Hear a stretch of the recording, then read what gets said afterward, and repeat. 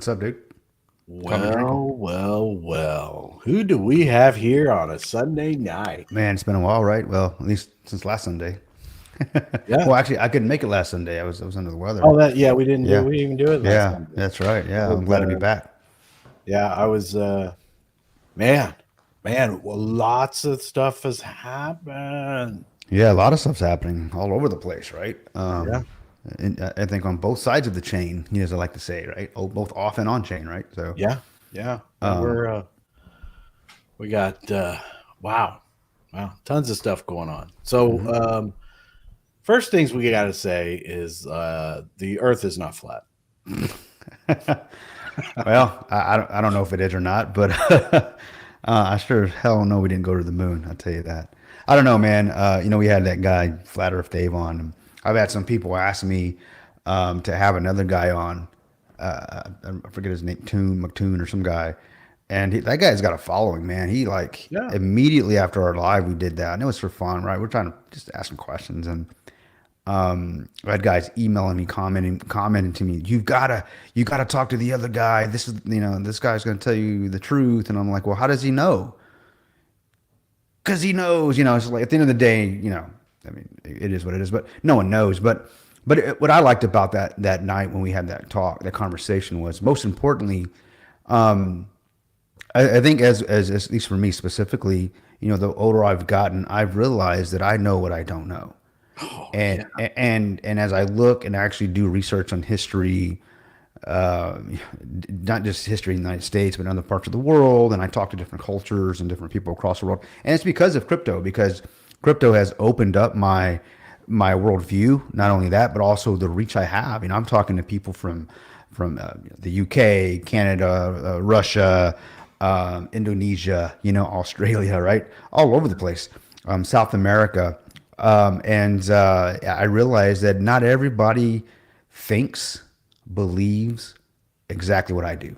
And I think me personally, I mean, you just assume, well, they know this and they believe what I believe, but you realize very quickly that's not the case. And so I liked having that conversation for two reasons. One is because I'm on a journey for the truth, not just about the shape of the earth, but most importantly, like, what is the purpose of life, right? We're all on that journey. Like, if you think you've got it figured out, please let me know.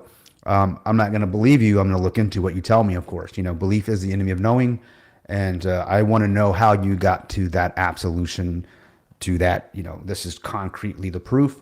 Right. I'm going to take what you looked into, and I'm going to do my own research, but not just about the shape of the earth, but about everything. With that being said, Chris, we did a live with the prison team. I'm on the prison team as well. We did it yesterday. We had a pretty cool, pretty fun night. Yeah. We had TCO come out of the shadows, as I like to say. He laughed at that because he's like, bro, I'm not in the shadows. Well, he's been out, working on the blockchain prison chain, right? Mm-hmm. Him and the other fellas. But I learned some pretty cool, some pretty great things. I work with Bob, our senior developer, and I was hoping to have that conversation with him to kind of help educate people on, okay, this is not just Prism, but any chain you're getting into, any project you're getting into. What can I do if I was just newly getting involved in crypto, right? How do I vet that project? How do I vet the team, the validators? What is a blockchain? What's IBC? So I mean, he just threw out 5 tips, guys. I like to call pro tips. And what do I call pro tips? Because this is his livelihood. Me, crypto isn't my livelihood. YouTube isn't my livelihood. I run a business. I'm an IT professional. But I like to do this for fun. I love having conversations with my friends online. We have a lot of fun with it. But being involved in crypto, I know I've made some gains and lost some gains, and because I did not know what I didn't know. I believed everything someone told me, or they posted in a Twitter post or on YouTube. I was watching other YouTubers and they're like, oh, this thing's going to the moon, but I'm like, wait a minute, we didn't go to the moon. How's the crypto going to the moon? That's another story though. But anyways, no, but in all seriousness, I liked he came out some pretty cool, practical, common sense tips.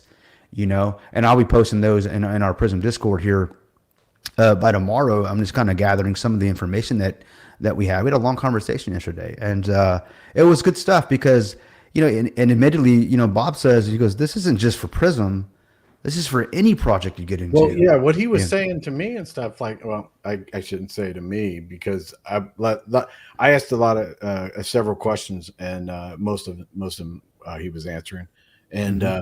what it said to me is that what Bob was saying was, I mean, if you do the fundamentals of what you're going to be posting and everything like that, you can use those in a lot of different areas, and they're really common sense.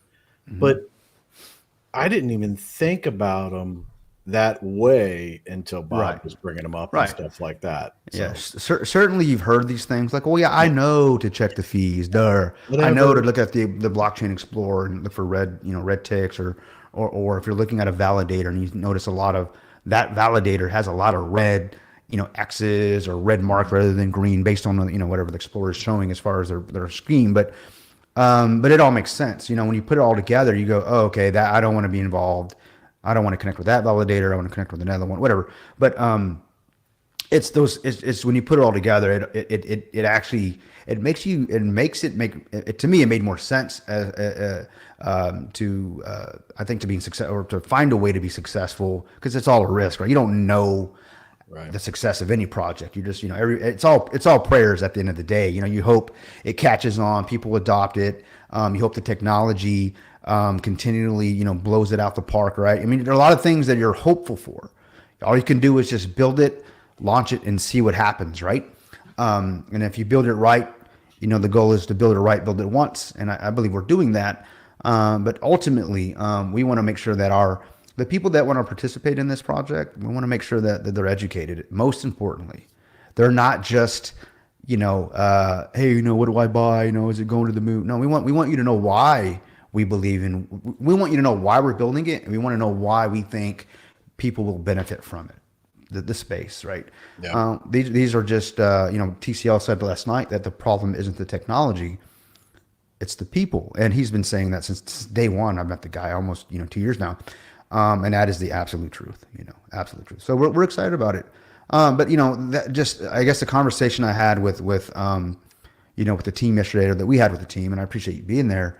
Um, those types of conversations, it was a sit down. It was like, hey, tell me why, and at the end of the day, you can take what he said about the technology, Bob specifically, right, and TCL, and you can go and do your own research. Go look into what he's talking about. Don't just believe him. Don't believe anything I say, right? Do your own research. I'm just giving you information. It's up to you to take that information and do your own research to either validate it or not validate it. But you have to make that decision. And the point of that statement I just made is that's how you should approach everything in life. Right. Don't just believe what somebody tells you. It's funny you mentioned flat Earth because, I got guys I work with that are always saying that, they think that, think I'm off my rocker because I'm even looking into it. They're like, bro, why even researching it? It's already been decided. Well, who decided it? Well, who? Well, NASA. Oh, the ones that lie to us. Yeah, okay. No. See that once you realize the people that tell you what the truth is are liars, you tend to not. You kind of have to take a common sense approach and go, well, if they lied about one little thing, they must be lying another thing. It didn't have to be big lies. It could just be little lies, but they end up to be one big lie. But anyways, but so from that point on, I think I approach everything with, I hear you, sounds good. Let me go look into it, and that's what's kept me sane. I think in this crazy world that we live in, if I believe everything someone tells me, whether they're wearing a suit and tie or a lab coat, right, from politicians to scientists to police officers to whatever, to school teachers, it doesn't matter. It is up to us individually to look into it ourselves. I mean, Yeah. it is. And if you don't, hey, no worries. It's up to you.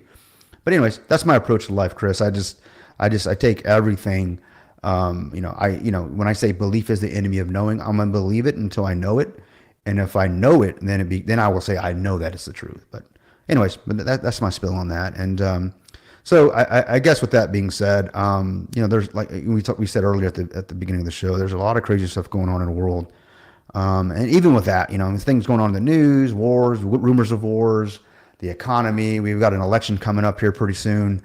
It's just a lot of crazy stuff. I mean, I think 2024 is going to be. I think it's going to be.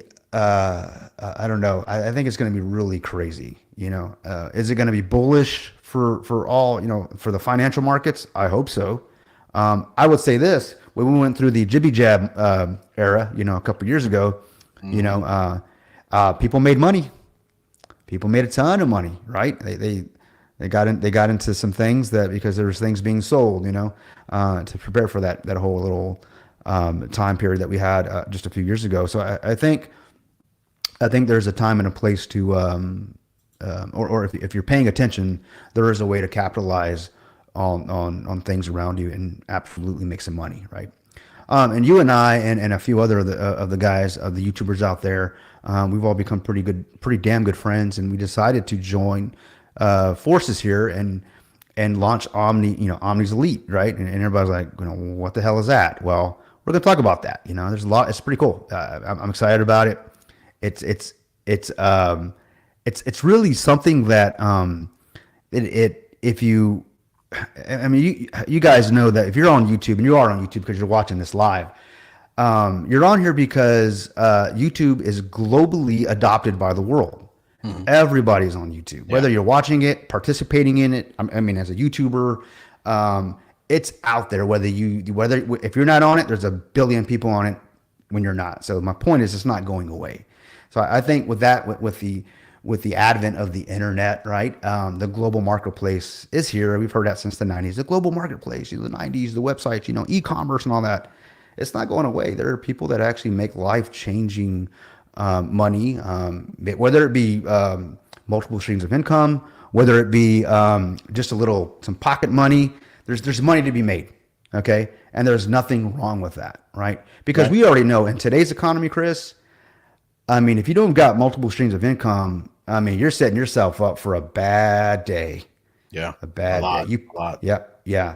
So, and I think that's how that's one of the reasons why we decided to do Omni Elite, right? Because we want to help people, because myself, yourself, NR, and the other gentleman, we not only have our businesses, but we've got other things that we're doing. Because nothing is guaranteed. No one's coming to save you, right? So, and you guys hear me say it often, nothing goes as planned, so plan for everything, right? And so that's what I always do. I always have a plan B and an exit strategy.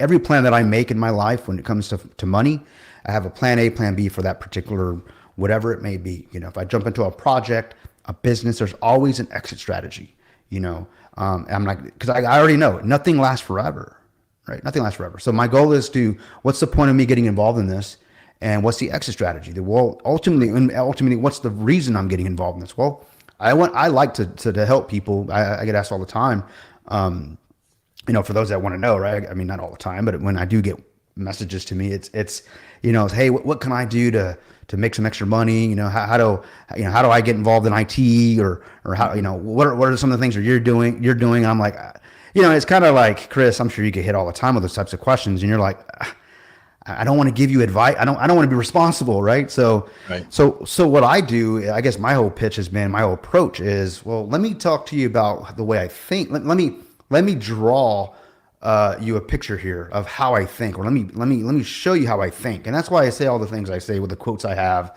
Those are things I absolutely believe. Do right and, give love to all, hatred to none, do right and fear no man. Those things like that are what sets my day off. So that way I'm successful. And if I'm not successful in that day, it's okay. I've got tomorrow. Yeah. And then I do an after action review, and I'm like, what failed today, so that tomorrow I don't make that mistake. But it's really, and it kind of goes right alongside with NR's book, the solutions mindset, right? Guys, go to Amazon, check out that book, download the audio version of it, or download it. I mean, it's available. And that's a workbook. There's no magic, there's no magic sauce in that book. It's common sense. But what he does, the problem with common sense is, it's not that common sense isn't available to everybody, or everybody doesn't have it. It's the organization of it. Like, how do I make common sense work for me? And what I love about the Solutions Mindset book that NR Legend dropped a few weeks ago is he helps you to organize that, and it gives you kind of a roadmap and a path, to changing the mind, because it is all about what you think is what you achieve essentially. I believe that our thoughts create our own reality. I mean, and I've heard it said many times that the universe is conspiring to give you your desires. So the question is, what are your desires? And it's all about what you think. If you grow up if you wake up in the morning, today sucks. Well, there you go. The universe is going to give you a sucky day, man. I mean, this isn't I'm not trying to preach or nothing like that, but I'm just telling you how I operate. What keeps me going every day. It's never perfect, but it is on purpose for me. I always have a plan. Go ahead. That's the thing that my thing was that there are so many different things that are out there, and people in the crypto space, it's like, especially in DeFi, there's a lot of changes that are going to be made to DeFi. DeFi is going to eventually they're going to bring it together, I think. Yeah, But I think so too. I think that's going to be down the road, and a lot of people will go into information and stuff like that. That they'll go into these projects, and they're totally getting taken advantage of. They're going to lose their money. They're going to lose things. And the way I was feeling was, there's a way to bridge the gap. So, like with Omni Elites, we have an affiliate program. So if you're sitting there and you want to like earn a little bit of extra money to put it into DeFi, or to just to pay your electric bill or whatever, you join our affiliate program. When we put out products, you get that link to that product. And then if you have anybody interested, you say, hey, go, use my link. So when they use your link, you're going to get, was it 25% or 20%? I forget. I think it's 25%. I think it's 25. Yeah. So you get 25%. So some of those could be some, high ticket items, and you're looking good. The other things might be a little bit smaller and stuff like that, but it could add up after a while. So, but the thing that I'm saying is that the ideas and the things that we're going to put forth are going to be outside of crypto.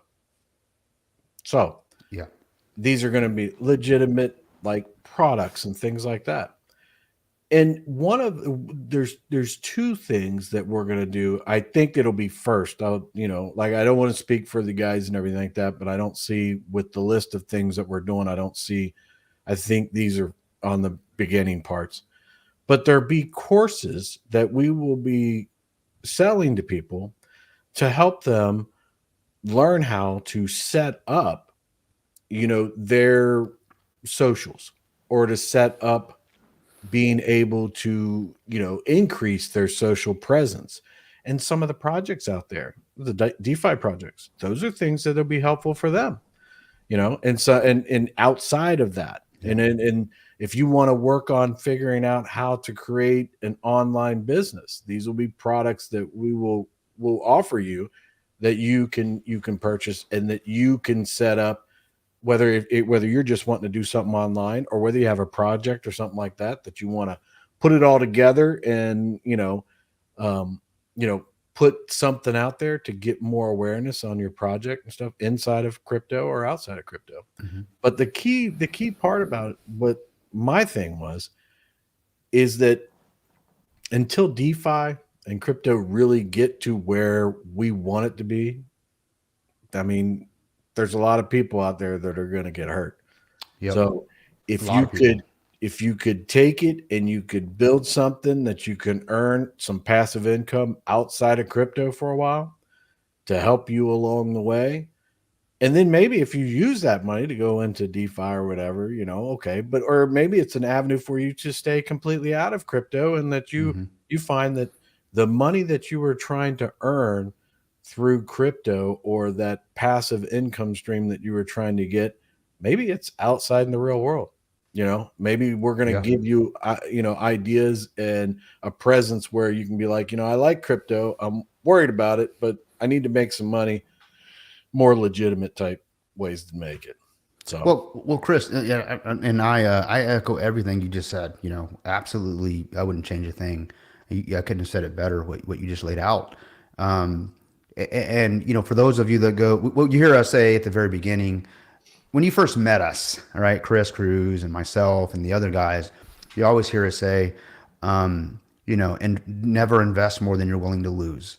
So so for me, when I used to when I say that or when I hear that, whenever I go into a crypto project, because I'm echoing what Chris is saying is that it's broken right now. There's going to be a lot of correction in not the market of crypto, but just the I think the current leaders, those that have been pushing the projects out, scamming people.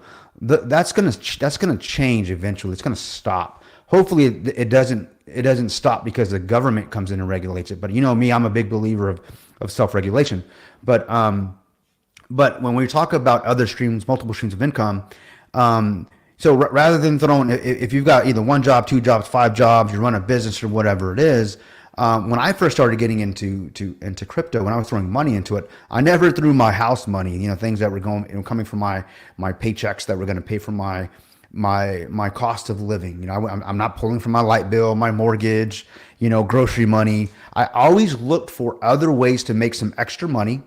Other paths. I'm like, let me get in this project. Wow, I just made $500 off this. You know what? I'm going to buy some Bitcoin with this. So I always found another. I got to interrupt you, but I'm sorry. Good. What you Remember got? Friday night when we were talking? Remember we were talking about the trading plan, the different things that I use and stuff. Yeah.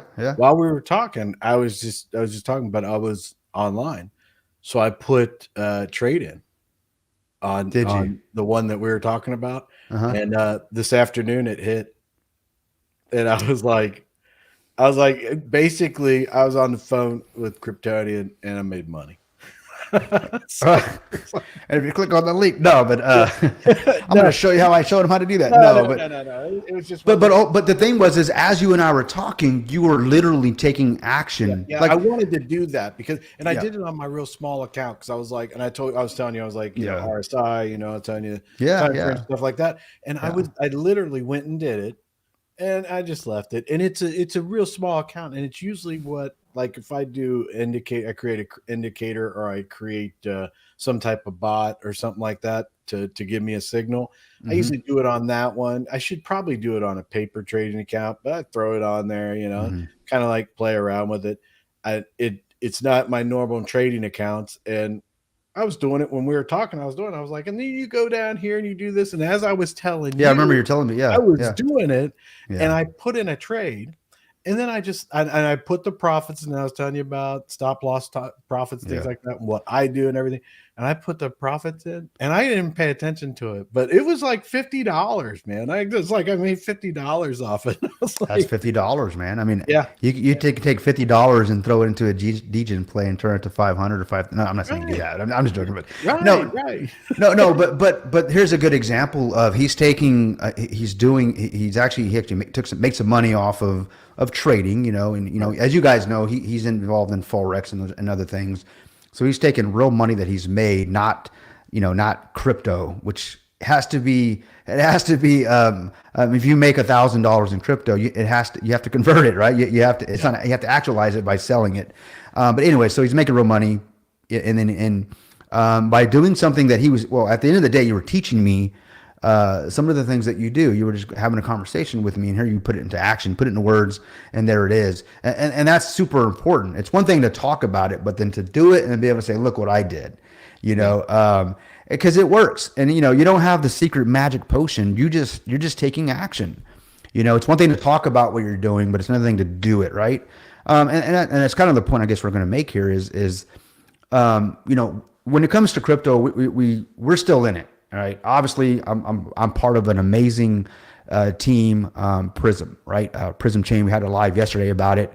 If you know what I'm talking about, go check out the channel. You'll see it. We did a live AMA where we had TCL from the Crypto Lead finally come out. We had Bob, our senior developer, Randall, in our legend. We had Chris Cruz join us. So we talked about the meats and potatoes, and we showed our Explorer. We showed Testnet. I mean, and amazing things. We did all this without We did this all with our own money. We didn't ask anybody to pay for this. We're not selling anything. We're not offering rebases. We're not having anybody vest or anything like that. We did this ourselves. All right. And why did we do that? To show you that it can be done without raising millions of dollars, guys, because it can be done. Now, and the way it was done is by us getting together and deciding to do it. We talk about it's one thing to talk about it. It's another thing to talk about it and then do it. And unfortunately, most people talk about what they want in their life in a very small percent. Most talk about it. Even fewer try it, and less than fewer actually make it happen. The question is, are you going to be in categories 1, 2, or 3? Number one are the ones that make it happen. And how do you do that? The solutions mindset. Right. And we hope with the things that we've got that we're working on with Omni Elites, that we can help bring some actual information to you guys, some resources that help you get into the same mindset that we're in, that's helping us along the way at the end of the day. Yeah, I saw what Greek put out there. You saw that? Did you see that? I think he was confused. You got confused. You were on the screen. Oh yeah. Well, where is Greek? I thought he was going to be here. Let me guess. He's getting another tattoo. Is that what it is? He put out a video. I didn't get a chance to watch it, but it's like him and his dog are chilling. What's up, buddy? Good to see you, buddy. But at the end of the day, we hope to bring you guys some resources where you could, like Chris was saying, you can literally make some money off the things that we're going to be bringing to you guys. Yeah, that's the whole point. At the end of the day, yeah. It could be your extra crypto money. It could be pay your light bill. And if you really want to make something happen for yourself, I mean, it could replace your income, whatever it may be. And you're like, oh, everybody says that. Again, people talk about it, right? Very less people, most talk about it, less try it, even fewer make it happen. Which category are you going to be in? We hope to bring you to category 1 because it is doable. I promise you. There is enough people in the world, okay, that are tuning in to the internet. All right, whether it be Amazon or other there's so many thousands of products out there. So don't think, oh, I can never do this. It's really, you can. It's just, do you want to, right? And there's so many things we can talk about. How do you, I mean, I can say that easily because I'm doing it, right? But it wasn't easy. I had to surround myself with people like Chris and Nolan. Even before in our legend, even before in Greek and Fowler and Confirmant, and Odie, these guys are. You got to understand, guys. When we get up here and we talk, we're taking time out of our day. We're really putting our lives on hold to hang out with you guys, and I love it. Don't get me wrong, I love this stuff. I have no regrets doing this, and to me, I love getting up here and talking with you guys and sharing some of my stories. But Chris and I were talking, and the others were like, well, how can we always talk about helping people, we want to change the space. Okay. So we can get up here, we can expose scams. We can hold feet to the fire those that are trying to sell you, bridges, the Brooklyn Bridge and all that crap, and crappy projects. But then what else? But what else are we doing? We can keep you from the scams, but how can we at the same time help you put some money in your pocket? And we hope we're bringing that to you guys. So that's what we're trying to do. That's what these first ones that there are. It's kind of like teaching people to fish. It's like we're not giving you. You give us your money, and then we're just going to give you fish in return. And it's like we're going to give you. You're going to pay us. We're going to give you the necessary tools to set this up. If it's something that you want, then what they come with, especially these first two, they're called master resale rights. So you can brand this to yourself. You buy it off us. You brand it to yourself or your crypto project or your company or whatever. You don't ever pay us anything ever again. You go and you sell it. That's you've basically made your profit. Now I think there's going to be some fees in there, and if you have an affiliate program and stuff like that, so it'll take you maybe 2 of them or whatever. But but you're going to be close to your profit if you were to set it up, do it, and send it out there, and someone purchased it from you, you're going to get your money back. So then how much effort you put into it Just like if we're teaching you how to fish, if you never go fishing, you're never going to catch anything. So, if this is something that you're thinking of and that what you wanted to do and everything like that, this way we're giving you something that you're going to have to put some effort into. You're going to have to pay for. So you're going to have to be vested partially if you think about it like that. Then to get your money back, you're going to have to do the course. You have to learn how to fish. And then once you actually do it and you send it out there, you might be able to make some money. And if you do this right, some of these things you can be pretty much anonymous. You have to have a company or an individual, and you'll have to have some things. But a lot of people put things out that they never show their face or anything. So if you're one of those people that you're not wanting to dox yourself and stuff like that, you can have a name. Certain things like your domain name and things like that. I think you have to have that. That has to be legit, right? Yeah, there's going to be some operating costs, guys, and that's just the cost of doing business. Get your domain. If you want to take it to that level, and it's like, oh, how can I even do this? It sounds so overwhelming, and it is if you don't have a roadmap. What we're offering is a roadmap. Okay, Right. guys, Right. very simple. It's a how-to. The how-to never will never tell you up here and guarantee you the how-to will determine success. The how-to is just getting you to, I would say, getting you to the vehicle. It's up to you to drive it to success. Right. That's it. We're providing the vehicle. It's up to the rest of, and I'm sure you guys have heard that, right? And why are we doing this? Because I think in the last year, Chris, we're just tired of being sick and tired of watching. I mean, thousands of people get wrecked in crypto. We saw thousands, maybe millions of dollars. That's my thing is that okay, I don't think I can come up with something that everybody's just going to make money. Okay, I just don't. Pause. Sorry to interrupt you, Chris. But what's up, Slim Dog? Yeah, brother. That joker's flat. What's up, brother? All right, go ahead. But I don't think we could come up with something that just put out there and everybody makes money. You know what I mean? People are going to have to put forth an effort. But with what I'm looking at and the things that we've talked about, you got an investment. It's not a huge investment, and you get out of it what you put in it. Yep. So if you were to just buy it and you just never did anything, then okay, well, you'll know that I didn't put in the effort. So, but if it's putting in the effort that you could do something and that you can make your money back and stuff like that, that's the key.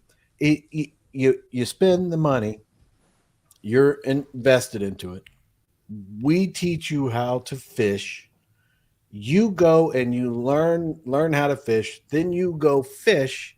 You rebrand this to your name, to your stuff, and then all you got to do is one sale get you back the money that you originally put into it. But then your potential is limitless, because if you followed the steps and you enjoy it and you're giving a good service to people. That's another thing too, is that this forces you to create an online business. It forces you to put together products and a service that people will like and that you like too. And that way, once you're done with it, what you sell is going to be yours, 100% yours. You will never owe me a dime or anybody else. And that's the key to everybody's getting taught how to fish. And then you go out and you do it.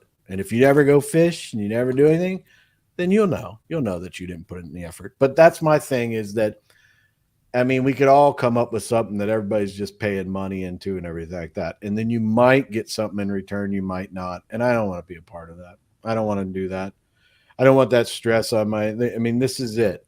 And then that doesn't even count the ebooks and stuff like that. So right now we're 95% done with one ebook, about 75% done with the second one. And well, the third one's probably about 75% too. Plus there's a little bit of alpha that the two people on the screen are going to be doing an ebook together too. Yeah. You embarrass me into action, as you quite often do. I appreciate that. Yeah. Because I know you can do it. And I know people want it. People want what you were talking about. What we were talking about the other day, that's people want that. And that's what I'm trying to tell you is that, it's just going to take you a little bit. you put in the effort, man, it's going to be out there, and you're going to be like, all of a sudden we'll turn you into a monster. We'll be like, Then I appreciate that, Chris. I really do. That means a lot coming from you because at the end of the day, you have this way of pulling the best potential out of people, you know, because you got a very good judge of character. So I appreciate that, and I've watched you be right about so many damn things. I swore that there's no way you're going to catch this one, and you would catch it. I'm like, damn. Except the moon landing, you're wrong about that. But I got something on the moon landing. That'll be for later. all right. And this reminds me, what's up, Ashley? We hope you're doing Ashley. well. And tell Davo I said, what's up? In fact, that just actually reminded me, Davo, you did reach out to me if you're listening, Ashley, that I did look into that thing you want me to look into. So I've got some insight for you. So expect me to be reaching out to you, by maybe tomorrow, as before we go into the holiday here, because you trust me with some to look into some things, so it takes me a while. I don't just go and look into it and go, yeah, I really start well rounded, right? I'm looking for things. Jackson, don't forget about Jackson. Jack as well. What's up, Jackson? What's Yeah, up, buddy? young guy. So love that name. That's a cool name. Good family. Yeah. So, but good to see you, Ashley. We hope you're doing well. You and the family. It's always good. It's always happy to see you guys. Oh, and I didn't want to say anything. I wasn't sure, but because we got our partners. We got Fowler, Gods of Gaming, and Odie. Odie has he has so many balls in the air. Yeah, So, yeah. NR Ninja, Sport. man. You got Yeah. Prism. You got Property Flex down the road. We all have connections to Vitruvio and all that kind of stuff. We got, and then Conformant. Yeah. And I didn't know for sure what his position was right now, but Conformant's Authorify that he's creating, he'll be releasing that this week. Yeah. And What I mean, what is Authorify, if you don't Well- mind me asking? I mean, I know what it is, but let's just assume I just tuned in. What is Authorify, Chris? I mean, we need Conformant to come on and would tell and give us the official thing, but I'll tell you the dumbed down version is that it's going to help you write all kinds of stuff that you wouldn't even believe you could write. Because I know when I put stuff into it and I'm in there doing stuff that I sound like a genius when I'm done. So I don't know how. Yeah, I would agree with that. Yeah. I mean, I'll see you like in text messages. I'm like, there's no way you wrote that text message. It's like 5 words, a sentence, or whatever. And Well, it's my not- daughter got. I'll tell you the story. My daughter today. She said she FaceTimed me, right, and I missed the call, and I sent her a message. I said, "Did you? I said, did you have something you want to talk to me about?" And she was like, "Yeah, I wanted to talk to you." And I was like, and I said, "Okay." And like an hour later, she's like, "Dude, are you gonna call me?" I'm like, I don't. What do I say? What do I?" she said, I said, okay. She said, "What do you mean by okay? You got to write stuff and everything." I'm like, I don't write stuff. I'm going to use Authorify to reply to my kids now. yeah, there it is, right? Because it's going to be diplomatically correct. Yeah, right? they're going to And- be like, all right, who kidnapped dads? Who's got dad's phone? But That's it's actually a pretty cool tool. I mean, when you say write stuff, it's if you're I guess the way I could explain it is if you're a content writer, your blogs, Twitters, any type of social media. If you ever wondered like, how can I word something? I want to post. factually too. It Yeah. It gives you Yes. facts. Yeah, it's pulling out and it's pulling all the the Yeah. data that's out there. It's it's an algorithm or conglomerate of factual data, pulls it in, and it just helps you to articulate and kind of restructure whatever you're trying to post. And what so what? Well, no, actually. It's doing it for a specific reason because if you're trying to write content, trying to push out to the masses, it has to have there are certain things relative to the algorithms out there that it has to have certain keywords. It has to be written a certain way. We think about people's attention span, so it writes it in that regard.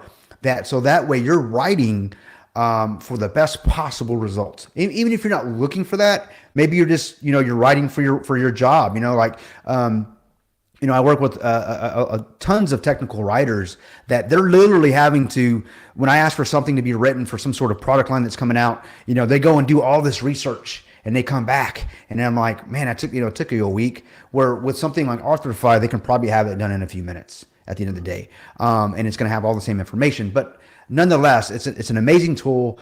We can't wait for Confirmant to show you this amazing thing that he's been working on, and he's been busting his freaking butt on this. What for the last 3 to 4 weeks? Every day, hey guys, I'm working on this. I'm doing them. He'd show us some sneak previews of it, and it's pretty cool stuff, man. It's AI at its finest. Go ahead. Are we allowed to? I mean, oh yeah, he says you can go to the website. Okay, my thing. I was like, I'm not sure. From what I understood, he would the web page they were working on it, so I didn't want to. So Greek, while you're pulling that up, I'm going to give you guys a great example of how Authorify works, because Greek says that I found my binoculars today and I looked at the moon and guess what? It is round. Mm-hmm. Two things. Greek can't spell binocular, so we know that's Authorify right there. Helped him probably write that. And yes, Greek, it is round, but round is not a sphere, the shape. But you knew that already. Actually, you didn't. That's why Greek used Authorify, but it's all good. But and he and just to confirm that, he says Authorify makes Greek sound amazing and intelligent. You forgot that last word, but that is true, Greek. Thank you, brother. I appreciate that. Oh, he's gonna kill me, man. He's gonna kill me for that one. So okay, Confirmant is the XRP TA guy. Yeah, he does Bitcoin too, but he's a big fan of his Bitcoin stuff. Whoa. He's a big fan of Bitcoin. He's secretly married to XRP. Yeah. Sorry to his fiance. I won't dox you, but I'm sorry, but he's in love with XRP. Khan has divorced. He's like in a love-hate relationship with Bitcoin. Yeah. He loves it and he hates it, and Bitcoin gives him a black eye, but he won't on or off. Yeah. Kind of thing. Yeah. Like, but he does. He loves XRP, and his information is great. So he does is 5-minute technicals every night, and I try to. Well, he does them every night, but I would hate to say that he does if he misses a few. But he does them pretty regularly, and I check them out. There's a couple of videos I always check, especially when I'm doing my own TA and stuff like that. Mm-hmm.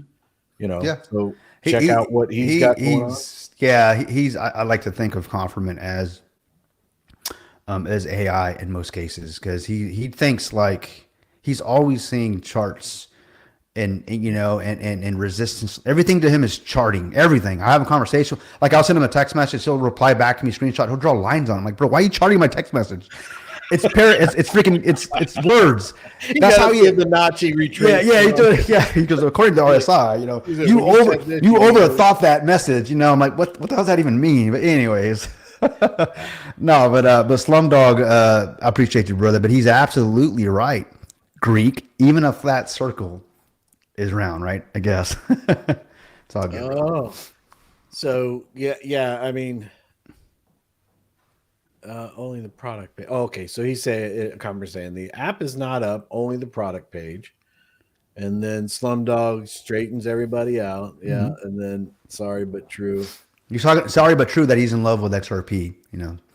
Oh yeah, and then he every other night as of late. Because I thought last couple times I've gone, they were there. So maybe you did miss when I was missing too. What's up, Barry? He goes, did you say Bitcoin gave Jay-Z a back? Yeah, actually, sort of. Yeah. Speaking of Jay-Z, have you heard what's going on with Will Smith? I don't know why I'm thinking of the two, but they're kind of both the same age. But oh my God. Man. Oh gosh. Well, first his wife ultimately just completely just humiliated the guy, poor man. And then apparently he has an assistant that just came out and said that he actually walked in on this guy in relations with another man, and now Jada's like, and Jada was saying, his wife was saying, we've been separated since 2016ish or something like that. Just, it's poor guy, man, humiliated, and then now, he's got people come out of the works, just saying all kinds of things. Poor guy, man, but it is what it is. You stick it in the dirt, it's going to get dirty, as my dad used to always tell me. So.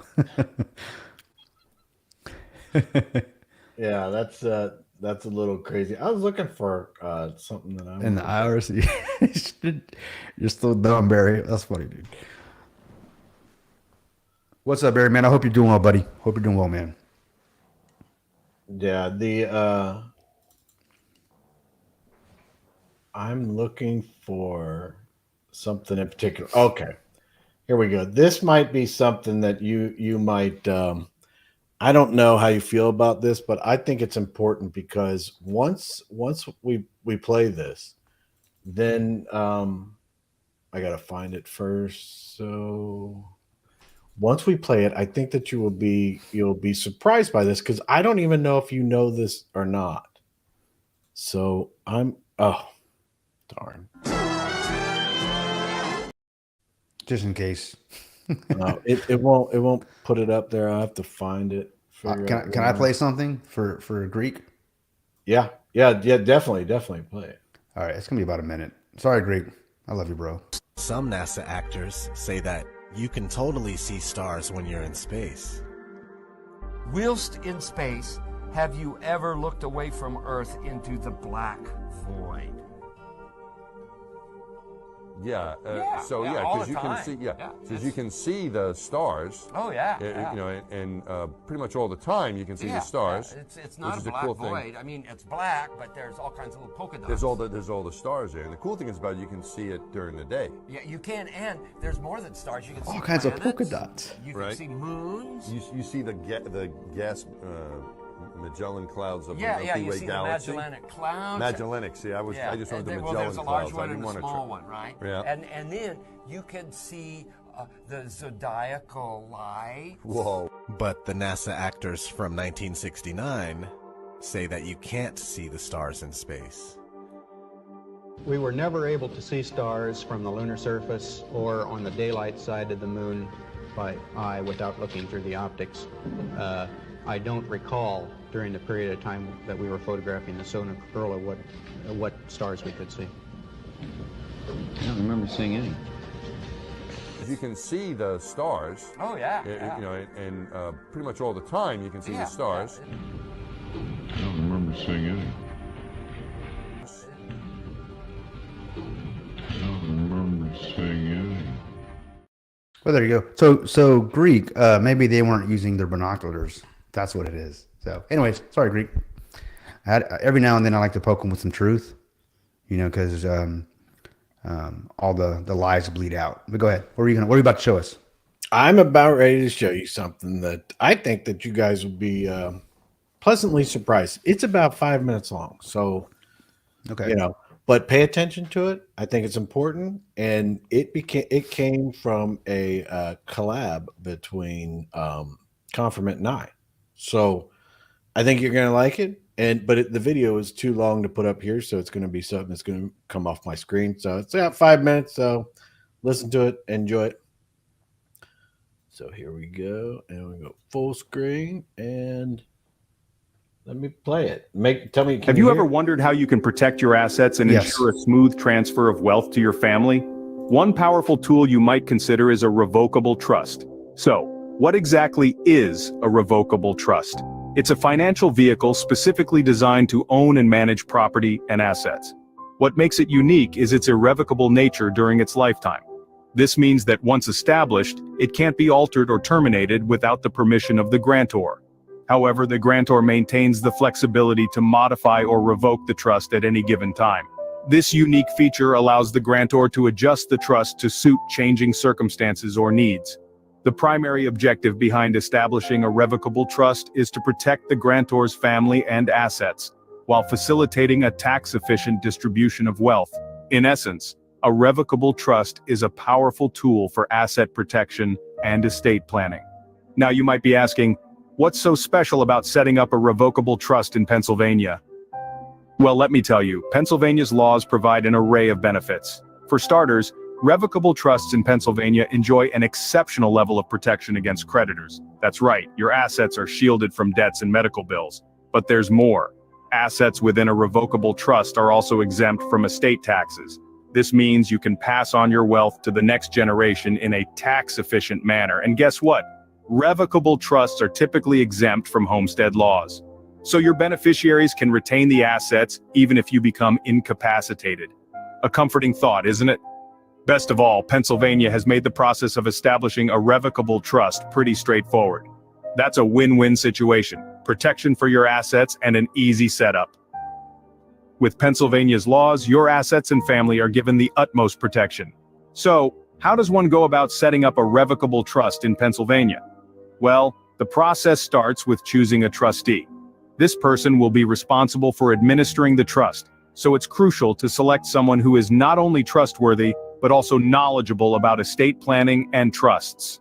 The trustee's role is to protect the assets within the trust, so choosing the right person for this job is paramount. Once you've decided on a trustee, the next step is drafting the trust agreement. This is a legally binding document that outlines the rules of the trust and how it will be managed. It's important to clearly define the terms of the trust in this agreement. For example, you'll need to specify what control, if any, the grantor retains over the trust. Remember, a revocable trust is unique in that it can be modified or revoked by the grantor at any time during their lifetime. So, it's crucial to include provisions in the trust agreement that allow the grantor to maintain some level of control over the trust's assets. Creating a revocable trust is a strategic move that requires careful planning and decision-making. By choosing a reliable trustee and drafting a solid trust agreement, you're laying a strong foundation for your trust. You're taking the first steps towards protecting your assets and securing your family's financial future. Choosing a reliable trustee and drafting a solid trust agreement are the first steps in creating your revocable trust. You're halfway through the process. Now let's move on to the next steps. Step 3 of setting up a revocable trust in Pennsylvania involves including beneficiary designations. These beneficiaries can be individuals, charities, or any other organizations that you, as the grantor, wish to benefit from the trust. Be clear and specific in your designations to avoid any potential legal disputes down the line. Now, step 4, filing the trust documents. This is a critical step to ensure your trust is legally binding. The documents should be filed with the appropriate court or agency. This step makes all parties involved aware of your trust and its terms. It's like the trust's public declaration, ensuring there are no misunderstandings between you and your trustee. Finally, step 5, fund the trust. This is where you'll transfer assets into the trust from your estate. Whether it's real estate, stocks, bonds, or other assets, this step officially moves the ownership of these assets into your trust. It's like moving your belongings into a new house. Only in this case, the house is the trust, and the belongings are your assets. Remember, each step is crucial in establishing your revocable trust. From clearly defining your beneficiaries, ensuring your trust documents are legally binding, to the process of transferring your assets into the trust, every detail matters. With these final steps, you're on your way to establishing your revocable trust. Setting up a revocable trust in Pennsylvania is a straightforward process that provides immense benefits. From protecting your assets against debts or medical bills, to facilitating a tax-efficient distribution of wealth, these trusts are a powerful tool for financial planning. They provide a bulwark of security, even in times of uncertainty. Establishing one involves choosing a trustee, drafting the trust agreement, designating beneficiaries, filing trust documents, and funding the trust. By following these steps, you're not just protecting your assets, you're securing a prosperous future for your loved ones. Did you see that? So that whole thing was written, like, I think it was like 95% written by AuthorFi. The whole thing. I mean, there's a few changes and, cleaning up and everything like that, but that is what AuthorFi can do. Yeah, I think you're muted. I said amazing.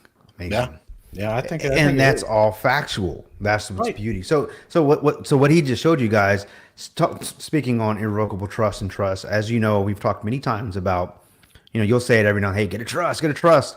Well, he just threw out a video that shows you how to do it and why you should do it. I've done it. I've done it for many of my family members as well. I've helped them set it up. So, but yeah, back to AuthorFi, that was actually generated through AuthorFi, right?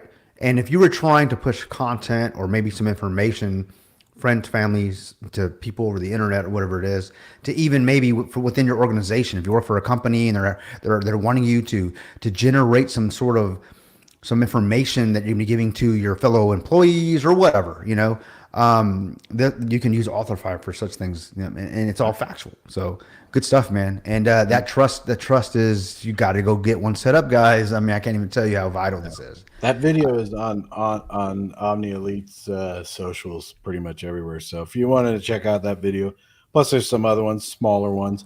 That one was a little bit longer because we wanted to show the detail and the factual information. And we did it for Pennsylvania just as we were throwing it out there.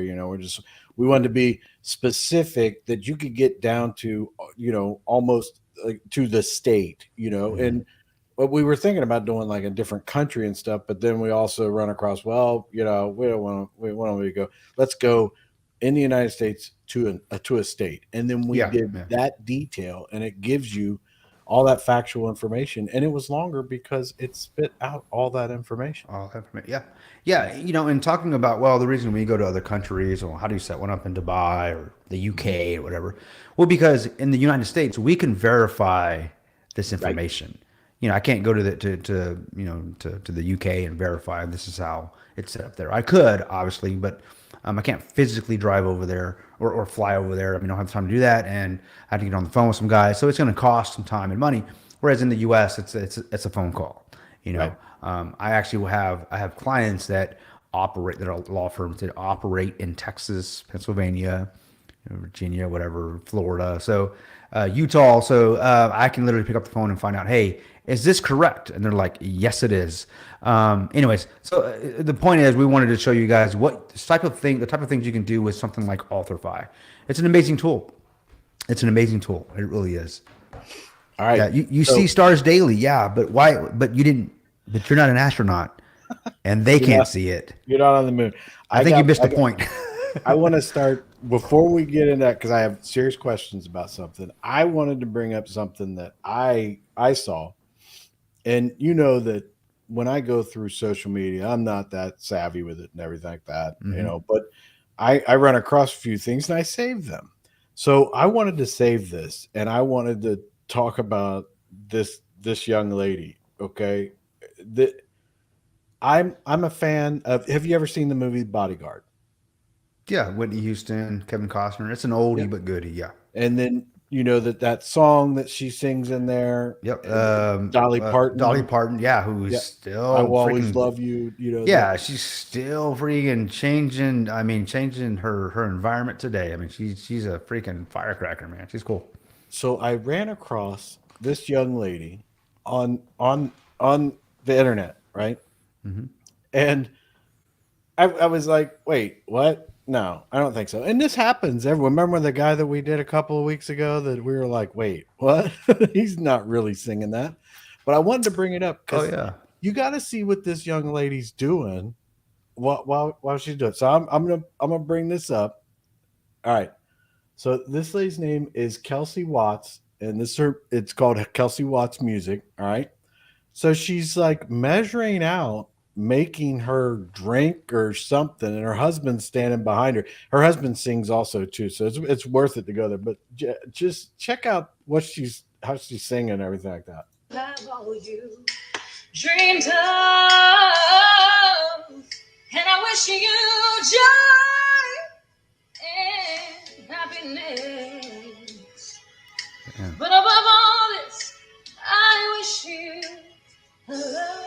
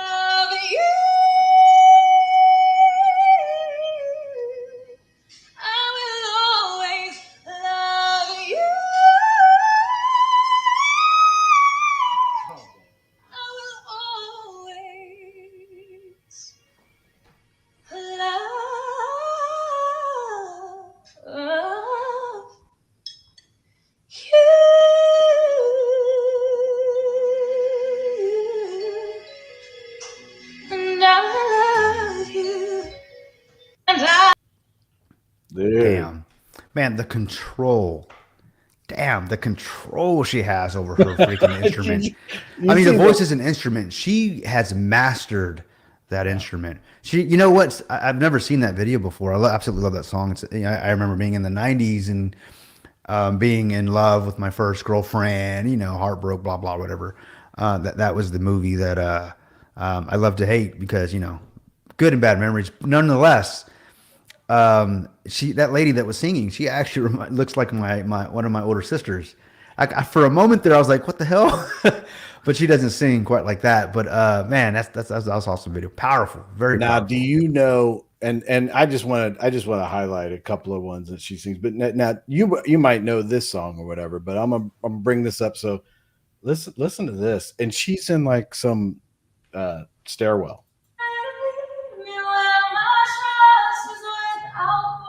Oh, I love that song. You walk upon the waters wherever you would call me. Take me deeper than my feet could ever wander, and my faith will be made stronger in the presence of my Savior. Damn. Yeah, she's got some control. Well, I love that song. That's from Hillsong. Yeah, that's a good song. I enjoy that. I remember being at church years ago, and Yeah, it's years people at church were singing. I was like, "Ooh, I like that song."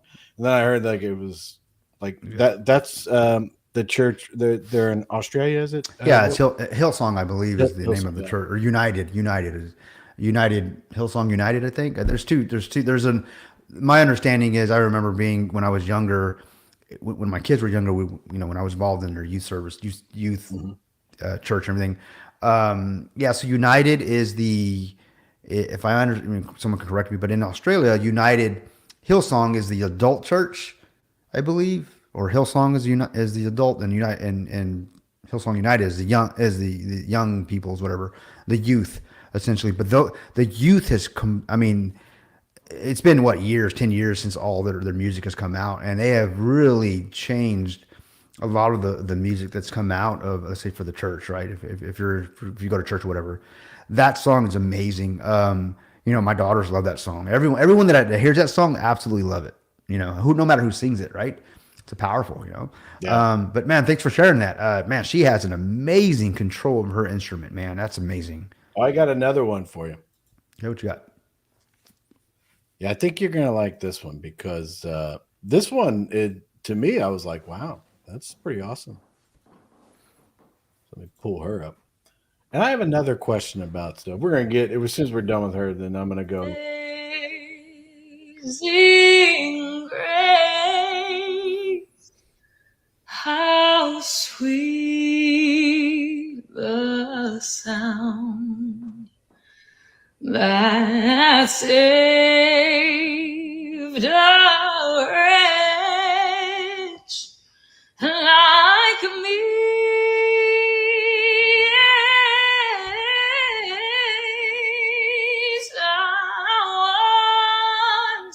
I was lost, but now I'm found. Oh, I was blind, but now I see.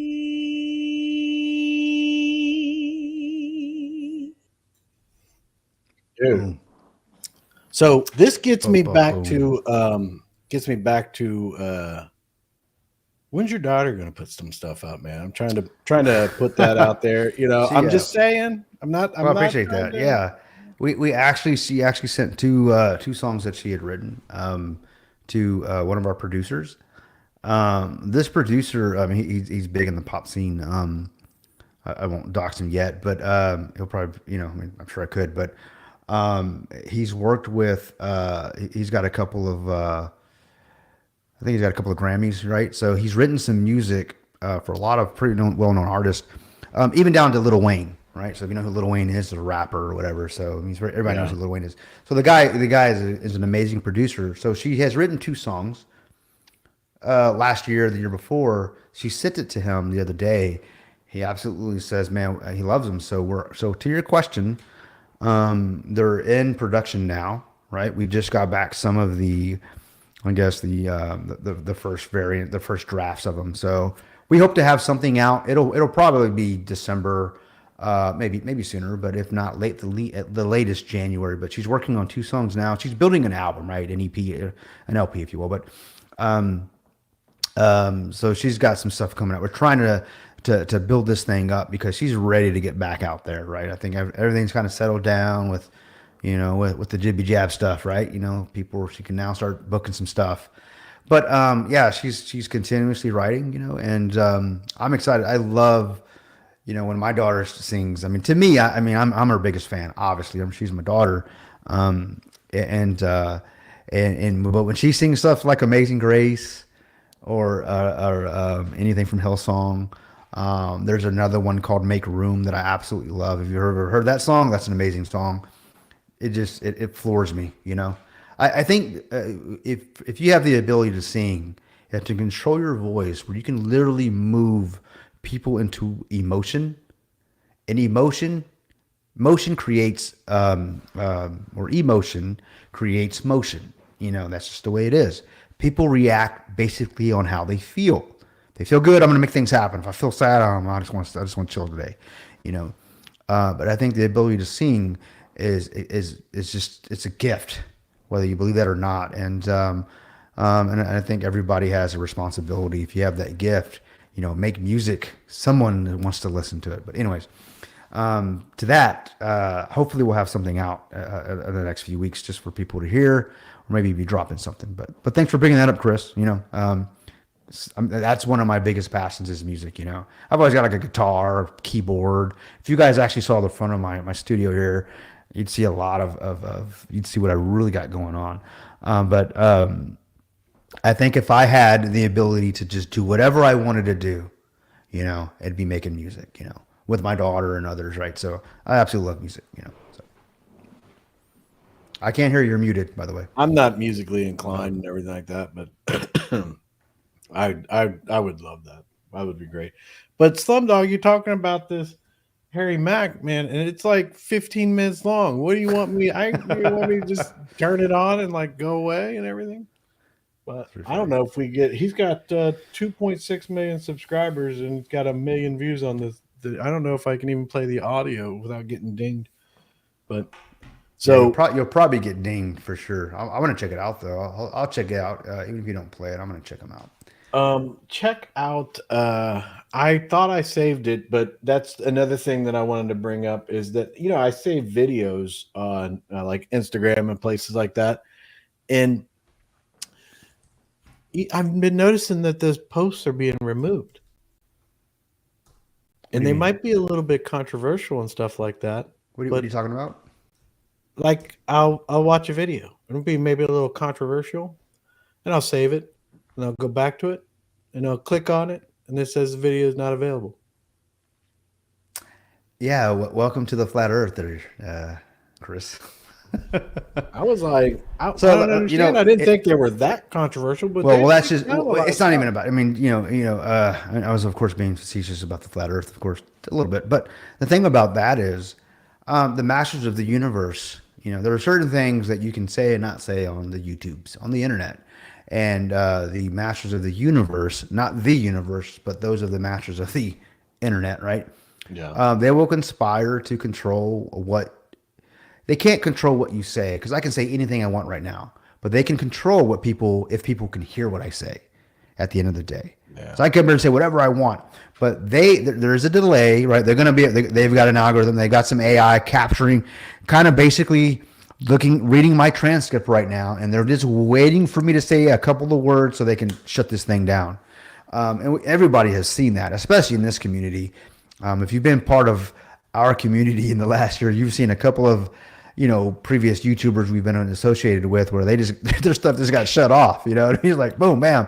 It's all because they were saying things or showing things they shouldn't have been showing. But nonetheless, when it comes to conspiracies, yeah, absolutely. I believe if you're not toting the line, they shut it down. They will absolutely shut it down. You may be able to view it, but can you go back and search for it? Probably not. And the question is why? Why? A strange thing to me is that there are absolute. I think everyone can agree that we're all human beings here, and I would like to think everybody can agree to that at least. Belief is the enemy of knowing, but I believe we're all humans, right? But I know that with that being said, I just find it extremely hard to believe or to accept that there are human beings out there that literally think that we're too dumb to think for ourselves. We need to be told what to do, what to think, how to do, and how to think. That they have to literally baby us. We don't. I just can't believe that there are human beings that bleed the same blood that I bleed and breathe the same oxygen that I do, that literally that feel that they're over and above and superior to me. Personally, I'm talking about me personally. But the fact is, there are out there. They are out there. In fact, I'm 46 years old, and there's 20-year-olds that are working for the masters of the universe, the ABC companies, and you know who you are, that literally believe that I need to be protected by things other people say. God forbid my feelings get hurt, or God forbid I hear the truth, or God forbid I hear something that leads me to the truth. But the truth is, they are out there. So why even say that? Why even bring this up? Because it is imperative, if you are on the internet, it's super imperative that you guys always do your own research. Always. Never believe anything I say or anyone else says. Listen to it and go out and do your own research. Because there are those that are out there conspiring to confuse, misinform, and but most importantly, control what you do with your life. They don't like the fact that you want to be your own person and being an individual. They don't want that. They want to put you in a box. You need to think like this, or you need to be red or blue. All right? Black or white. And if you're not either of those, then there's something wrong with you, And it's sad because I think we as human beings, especially in crypto, what I love about crypto, that's what got me and even got me I think the lit the fire under my butt to get on YouTube and start talking about this stuff was because of crypto. I've met so many people, different walks of life across this planet, plane, that are just from different, like I said, different walks of life. But we all have one desire, and it's what? At least those that I've been able to communicate with, right? That we just want to be able to take care of our families, live and let live, right? Eat, sleep, dream, right? And be merry.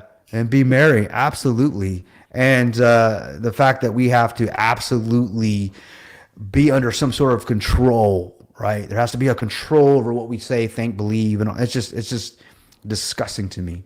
So that's why I like crypto, Chris, is because when we start talking about cryptocurrencies, just the decentralization of it. Because to me, that's when I'm now responsible for my money, my resources. I have complete control. I'm not relying on Bank of America or Wells Fargo or Capital One or I am my own bank. That literally gives me absolute power over what I do because at the end of the day, they want me to get up in the morning, go to work, pay taxes. They take 40% of my taxes or my money that I earn daily, right? Or annually, whatever. And then not only that, they want to control what I spend the rest of my 60% on. It's crazy how much control they have over us. And I truly believe they only have that control over us is because we don't realize they have that control over us. Yeah. But once I unplug from the matrix and I realize that, I don't have to play this. I don't have to participate. I unplugged from the matrix. My life changed. And that's the journey that I'm on now. So, and I hope that many others, and I actually believe many people are waking up. I get on the internet every day, Chris, YouTube, Twitter, all the platforms, and I see people waking up. Waking up. We talk about flat Earth, all that crap, right? Moon landings. That to me is just a tip of the iceberg of what's going on in the world, right? Whether you believe in that crap or not, if it's true, what difference does that make if it were a ball or flat? I learned. I think I learned in the last probably 6 or 7 months, maybe in the last year, that everything matters. Everything that you consume in your mind and you put into your heart, because it goes from the eyes to the, I believe that it goes in your mind and it sets in your heart, and that determines the outcome of your life, because you're acting out of what's of your heart, right? We as human beings, at the end of the day, what you feed is what comes out. So I think it's super important to really take pause, guys. Take pause. Don't just swallow it, right? Don't just go, oh, okay, this is because this is what they're telling me. This is what it is. Question it. Question everything. Trust me. And not everything is a lie. Not everything is a conspiracy. But you don't know that because you're not looking into it. But when you begin to look into certain things, you realize, man, nothing is what it seems. And it kind of angers you for a moment. You kind of go, well, what else are they lying about? And then it's like, okay, so they are lying, but then why are they lying? And then when you realize they're lying, and why, then you ask the question, why are they lying? Then you go on this rant that I'm going on in my life, like this journey is to find the truth.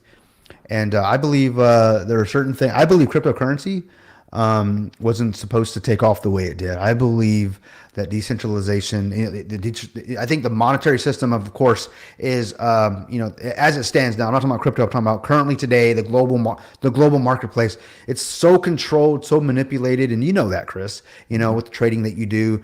It's not in our favor. It never was in our favor. It wasn't meant to be in our favor. But I think with crypto, it kind of levels the playing field, so to speak, and they do not want that to happen. But it's supposed to lay the level. Well, it's supposed to. Now, it's not an absolute, and you're absolutely right. It's supposed to, but it's up to us to ensure they do not do exactly what they did to the current system that they created. They don't do it to the decentralization system, like the cryptocurrency system. We had that live last night with the Prism team, and it's what we want Prism to be 100% decentralized. There is no CEO, there's no VP, there's no director of operations, there's none of that. It's everybody's equal. Everybody is subject to the consensus. Yeah, period. But you said, and I know that the way you said it, you want it to be, but from the information that I got last night and the conversations that we were having and the answers that I got, I would almost say that, and I don't want to speak for Prism or anything like that, it's gonna be. It already is. You guys want it to, it's gonna be. Yeah. So you're right, and you know what? And I'll take it one step further. It already is. It already is like that. I was surprised by a lot of the stuff that was that we were talking about. I would highly recommend jumping on Kryptonian's YouTube and checking it out. Well, we went like 2 hours. It was a couple hours, but it was information packed. So I would imagine in the future there'd probably be a little bit shorter, something like that. But absolutely. That was like, there was a lot of websites that had to be shown, and a lot of information was out there, and Bob and Randall and TCL and NR was there, but he had a problem with where he was at. It was really loud, so he stayed mute most of the time, but he was in the comments. We did an impromptu live. It wasn't supposed to be the full team, but I'm glad it turned into the full team, and I got the privilege of actually being able to join. Yeah, of course. You're absolutely a friend of everyone on that team. We all respect you tremendously. You're one of my dearest friends, so of course. And with even though you're my friend, Chris, you're still the guy that goes, okay, look, we're buds, but I got questions. Yeah, okay? and I did, and that was kind of happy because I was like, yeah, I'll come on, but I would like to ask some questions, and they're like, okay. And I was like, here's my questions, let them know kind of ahead of time and everything like that. And I tried to I have my questions, but I ran them through like Chat GPT to make them like a little bit more like, official, make them. Yeah, yeah. Well, you're asking. I get you. You know, you're I asking didn't want it questions. to come across. It's like my thing is decentralization. Okay, what do you mean? Okay, Yeah, yeah. let me clean that up a little bit. And I had questions, and they weren't. There was never even a time that they were like, no. Yeah, no. It was like, oh yeah, okay, well, yeah, it's good. That's awesome. Yeah, let's do whatever questions you got. There was never like a filter or anything like that. Like, oh, don't say this or don't do that. That's fine. And I don't think I've really ever been on any kind of a platform where, since I've been YouTubing, that any project that I've worked with, they were like, oh, don't talk about this or that. So I felt good with that. I asked my questions and everything. I thought it was great. I thought it was awesome. And my perspective for Prism is that it is average everyday people creating something for average everyday people, and these are our buds. These are people that are in our discords and on our lives, and we've goofed off with and stuff like that. And then I mean, we've had our issues with Bob. I love him, but he's a jerk. But he's a good jerk. But Yeah, no, he's and a then jerk. he's There's such a purpose for it. he's such a guy. If anybody says anything about Bob, I'm like, hey, leave him alone. And I'll be like, Bob, you're a jerk.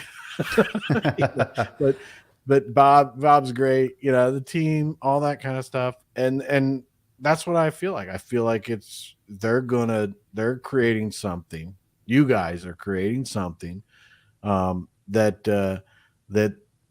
average everyday people can be a part of, and they can get educated. The way that you handled the live last night, and the questions and the interactions from the community, and the discussions between the panel members and stuff like that was great. It was very enjoyable. Yeah, I appreciate that. Our whole approach was just, for those that were like, for the first time had heard about Prism, not just Prism, but what is IBC? What's the difference between IBC and EVM? And okay, now I know what Prism is or what you guys are doing, but why are you different from others? And what about the security? Okay, you're the senior dev out there, Bob, but what do you do to make sure you're getting into another project? And he gave some great advice, some great tips. I'm going to say advice, because this was not advice. He was giving principles. That's and it's what he would say, that this is what he would do. Yeah, this is what he would do. Yeah. It's what he does and everything like that. And you could take it with a grain of salt. But honestly, when you actually listen to it and you see what he's talking about, you should probably already be doing this. Right. And no matter where you're at. It shouldn't. Yeah. It's not just a part of this, but this was lessons that you should be doing everywhere. So that's right. No, you're right. You're right. With all that being said, I got something else to share with you, and it's about 3 minutes long, and I want to make sure people watch it because I got questions, man. I got questions. Okay. And then this is more along the lines of our conspiracy section for everything. All right. My favorite.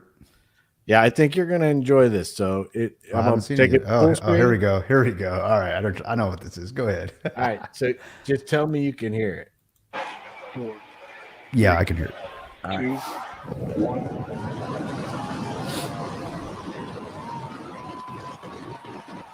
We have the top.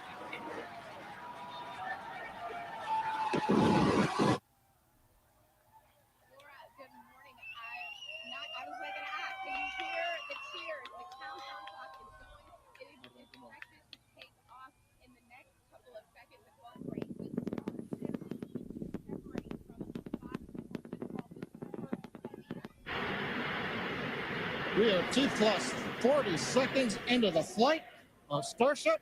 33 Raptor engines powering the clamps holding the 2 stages together will release, and the Starship second stage will ignite its engines. Starship will then separate from the Super Heavy booster and head to space. And at the same time, the 3 engines that are still firing on Super Heavy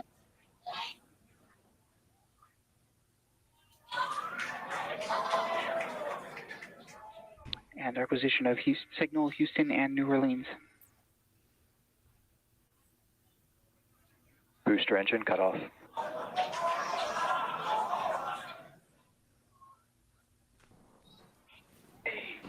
Stage separation. Boost being startup. Ship engine ignition.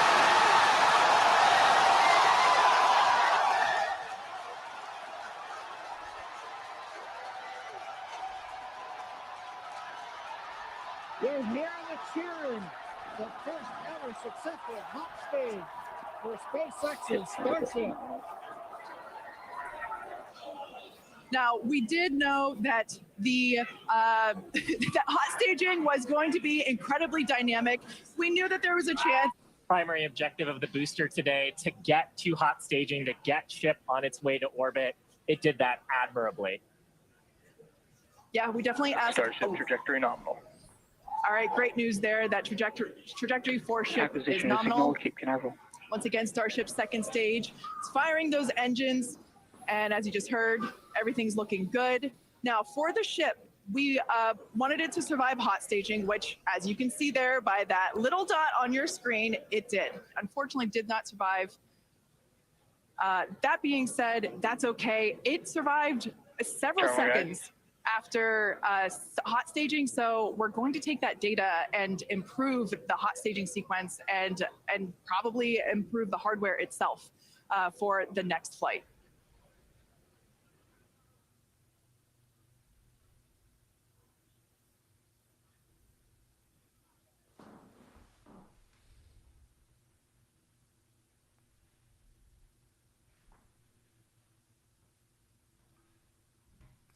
You're muted, buddy. I got questions. All right. I got some comments on that one, but go ahead. Okay, so I mean, you don't have to. Elon Musk doesn't have to prove anything to me. He's a pretty smart guy. He's done a lot of things and everything like that. You just take, I could just imagine what it would take to bring an electric car company to market and all that kind of stuff. PayPal, Didn't take much. Just takes money. Yeah. So all the different things that he's done and everything like that, the SpaceX thing, he's got X now, all that. And this guy's pretty smart, and whether however you agree with whatever his positions are and everything like that. But this is a smart guy, and they're doing this. Why are they having? I mean, they said that this is a success. Okay. All right. Mm-hmm. Okay, I understand. Well, they said it about halfway through based on the footage you just showed. Mm-hmm. Let's lay the foundation here. Now, I don't know where the footage came from, other than I saw a CBS logo at the top right hand corner. So if that was a live edit from CBS, I don't know if that's the full footage in its entirety. Let's just all assume that this is legitimately 100%. There's no CGI, nothing like that. This is all. Okay. Let's just assume that, right? My position is that when you talk about us not landing on the moon and everything like that, and then previously, I guess it is the friends you hang out with and everything like that. I was like, yeah, we landed on the moon. Who cares? That's great, whatever. But now I'm thinking about it, and as time goes on, it's like, okay, this Elon Musk is a pretty smart guy. That's the way I see it. You've said it 8 times, but go ahead. I'm not counting. These guys are like, you think about like this. Okay, you got our cell phones and stuff like that, but they barely had enough to run fax machines back in the 60s, right? Or the early 70s. Yeah. And how did they run fax machines? Let's just take a pause. They ran it off analog copper wire, not fiber. It wasn't analog converted to digital. It wasn't internet phones or voice over IP, right? So analog copper wires. But go ahead. But we do all this advancements, all this stuff, right? Mm-hmm. For all these years, every industry has advanced. I mean, even like farmers are doing it differently and stuff like that. I mean, everything. The cell phone, and I have to say this, Chris, you're right. Mobile device industry has advanced. I mean, people used to buy Androids. Now they're buying iPhones. That tells you right there. Just you can literally see the advancement and the technology. And I know those Android guys. I'm just joking, obviously, but you're right. But farmers, every industry across the board has made our lives better. Right. Farming, right? Production. We go to the moon 1969. Right? Mm-hmm. Right? July 1969, we go to the moon. So that is almost 55 years ago. Well, yeah, 60 years ago. We went 12, 13 times, though. You're forgetting. I think Well, it's let's 13 just times. say we go there the first Yeah. time. Yeah. Oh, the first time. But And and supposedly saying- 12 times and after they that. they had the accidents where they lift offs, and then it fail, and then the capsule that killed, that had the fire and everything like that. Mhm. All the different things that they went through. Yeah. If you have that information and you build upon that, because NASA's been around, right? It's not like the space, like that day it ended and we haven't done anything since. Right. But Oh, no. They've been doing a they've lot. had- $80 million a day. They're Right. doing a lot. Go ahead. NASA, all that kind of stuff, they've done it. And a lot of that information is publicly available. There's a lot of people that worked with NASA that went and Mhm. worked in the private sector, stuff like that. So then you have SpaceX come years later. SpaceX to me is like acting like we've never ever done any of this stuff before. And You're right. these, It's a these very good guys are point. putting this stuff up there and they're doing. And with this right here, they say this is a success, and that's great, and it might be and everything. But dude, didn't we already do all this stuff decades ago? Wouldn't they? Yeah. If that was legit back then, we were carrying people into space and we were going to the moon and going around the moon and coming back and everything. Wouldn't that data be, we would look back there and say, wow, can't believe that they did it. But look the way we do it now, and look at how we do. I don't know there may be something that I'm missing. Yeah, I can tell you what you're missing. Take that Go ahead. rocket and they put that thing up in space and it's taken off. But then it separates and then explodes and everything. It doesn't survive it. I understand where they think that it's a success and everything like that. Yeah. But it's a success because they're like, what we about have the a- 50 years of data that they should have that that shouldn't be a success now in the grand scheme of things. But I'm not saying SpaceX has the access to all that stuff. But what I'm saying is Nobody does. Wouldn't everybody have that by now? Wouldn't that be like a rocket exploding should be one of the last things we haven't heard of anything like that. That should be an amateur mistake. With all the years and the damn near almost $1 trillion you probably spent on NASA and rocket science, right? Scientists, whatever. And the advancements in all technologies across the board that you can literally tangibly see in your own hands. In fact, you're watching this probably on a cell phone. And understanding that if you're watching this live, if you listen to this live, whether it be a podcast or watching the video on whatever medium you're using, okay? Understand this. If you're watching it from an iPhone, the hardware, the computing power in your iPhone is exponentially more powerful than the computing power they had in the I wouldn't say the space station, but in the rockets or the LEM that went to the moon, that landed on the moon. So you have more computing power in your hand, in the palm of your hand, than NASA did in the 60s that got them to the moon. But we can't get back to the moon. So you said a couple of things, Chris. So let me address them. Number one, let's talk about the video that you showed. First and foremost, as the rocket's launching. Now, I don't know if that's CGI. To me, it looked real. I mean, I'll be honest with you. But again, I've seen Batman jump out of a freaking window in New York or Gotham City, and it looked real to me. Okay, I'm sorry. I've seen. I was watching the Texans today. They actually won. I think they won the day. Yeah, I was having lunch with the family, and Texans were playing. And I'm watching. I'm at a Pluckers. Okay, and have you ever been to Pluckers? It's kind of like a Buffalo Wild Wing or something. They got TVs everywhere. I'm watching the game, and here it's amazing. You've got these guys, NFL players, they're playing football, right? Or they're in the live stadium. It's live, supposedly, right? It is live, right? Yeah. But while they're at the line of scrimmage, there's lines digitally drawn about where it shows the line of scrimmage. They can do an instant replay within seconds and draw it's funny, they can literally draw in real time in 5 or 6 seconds the real time play, and they draw almost like a tractor beam on the receiver as he runs downfield, real time. And it looks like, damn, if I didn't know that was a replay, or if I didn't know that they're actually using layering to show me that actual footage, that there's not an actual yellow line going across the screen, the line for the line of scrimmage, that's post. Yeah. The football players don't see that. We see that. We see that from a television while I'm eating freaking hot wings. And if the point I'm making is, it's an amazing technology. So what I'm saying is, if it looks real to me on television, but they don't see it there, that should be an indicator that don't believe everything you see on TV. Number two, I don't know if that footage, I don't know if it's in its entirety. But as I'm watching the footage, if it was completely live, it's being streamed from a control room somewhere. They're feeding you the stream. It's being captured and then pushed out. It's not. I don't believe it ever is. It's live in real time. There's a delay somewhere, but there's so many edits in that. There's so many cuts, not edits, but cuts, just in the footage that you showed. Which I'm like, okay, I'm watching it ascend, and it cuts, and then there's another camera view, and then there's another one, and then there's another one. I'm like, okay, all right, you lost me. When you've got 4 or 5 cuts, and the argument, well, they're so high, they're in the low Earth orbit, it's hard, they have to do that. Okay, great. I saw no footage from the actual booster itself. I didn't see no cameras on the rocket itself. It's funny though.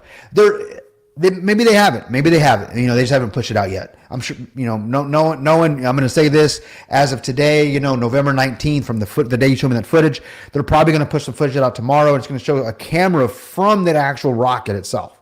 But I haven't seen it. But why wasn't there footage from the rocket itself? But listen. My whole thing is, okay, so we don't know. We don't know. It could be CGI. It could all be fake. Oh, hold on 1 second. Okay, so footage, I don't know. Let me get you. That was number 2. Number 3, you said, and you made a damn good point. Why is SpaceX acting as if we've never gone? Why is what you just showed, the rocket, the star, whatever, the star capsule, whatever it's called, exploding? Why is that a success and not a failure? If we've already gone to the moon in the 60s, that would be considered hands down a failure, period.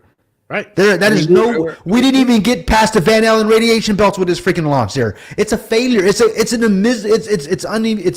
embarrassing in my opinion. That's what I was thinking. Yeah. It's like, okay, so you're telling me, like, with all the advance, and I'm not putting it on Elon Musk and SpaceX, but I'm putting it on them to the fact that they're saying that this is a success. Mm-hmm. Well, I would think that it would be a success if everything that we ever did space related really didn't happen.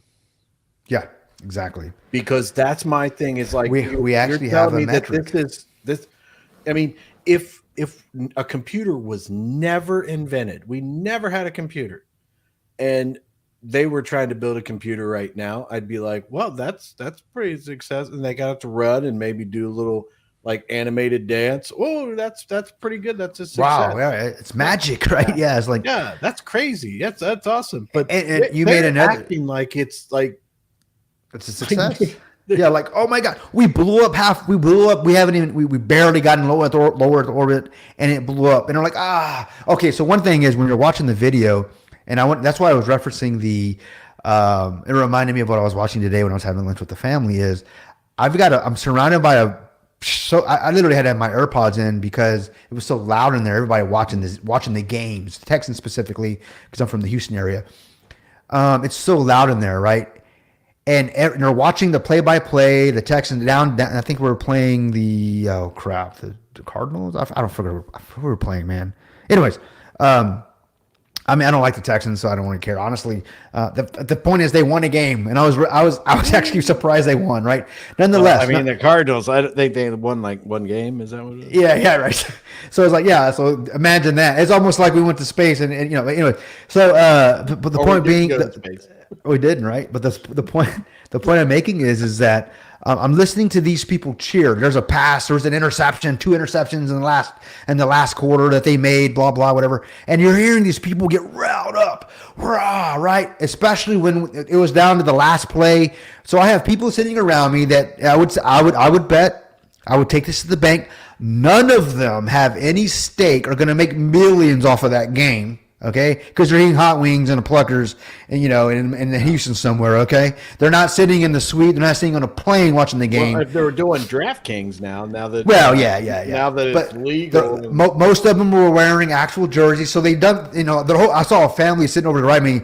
There's probably 6 of them. All had Texans jerseys. There's $200 a pop on. They're wearing $200 a pop, easy. So money spent to eat wings to watch a game that they have no idea, they have no control over. But my point is just the excitement from these guys. Now I'm hearing them all cheer, which is cool. Hey, I love sports. Don't get me wrong. So don't misunderstand what I'm saying. Now we're watching a rocket launch, and as this thing's going in the air, you have people cheering.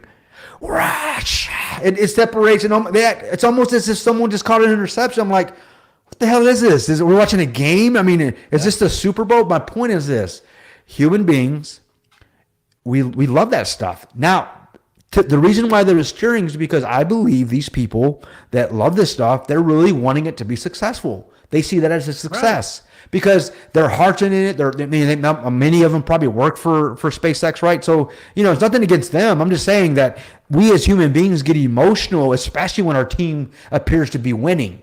Even though we have no stake in it, nonetheless, I saw that it looked like I was watching another game, right? And I'm like, and then when it exploded or it failed. So back to the last point I wanted to make with you is this: the reason why it's a failure is because it can't be done. And number 2, why isn't you mentioned that doesn't Elon have the data? I mean, don't we already know how to do this? Well, according to NASA, we lost the data. So we have to start over. It's a reset. See, that's what my thing is. I'm not saying that these aren't real launches and stuff like that. What I am saying is that SpaceX, I would imagine a very smart company. They probably got some really intelligent people there. They don't mess around. Absolutely. But real science is real. Engineers, I mean, bridges stay intact. I get to drive over bridges daily. And I thank God for real science and math because that keeps me alive. But what I'm seeing, what you just showed, Marshall says that Marshall, holder of a node, he says, I can tell you for a fact that launches are real. Come to Florida and we'll go watch. And I believe what you're seeing in most cases is real. I mean, of course, I'm looking on television, but if you're at a site, understanding that you're probably about 10 miles away, okay? So you're not super close, obviously, because you're probably you're going to feel the heat and all that jazz. I mean, if it's, you got the fire coming out. So yeah, for your safety. But once it hits the sky, you don't know. Once it goes out of view, you have no idea. That's what he's saying. He said when it gets out of sight, who knows? Who knows?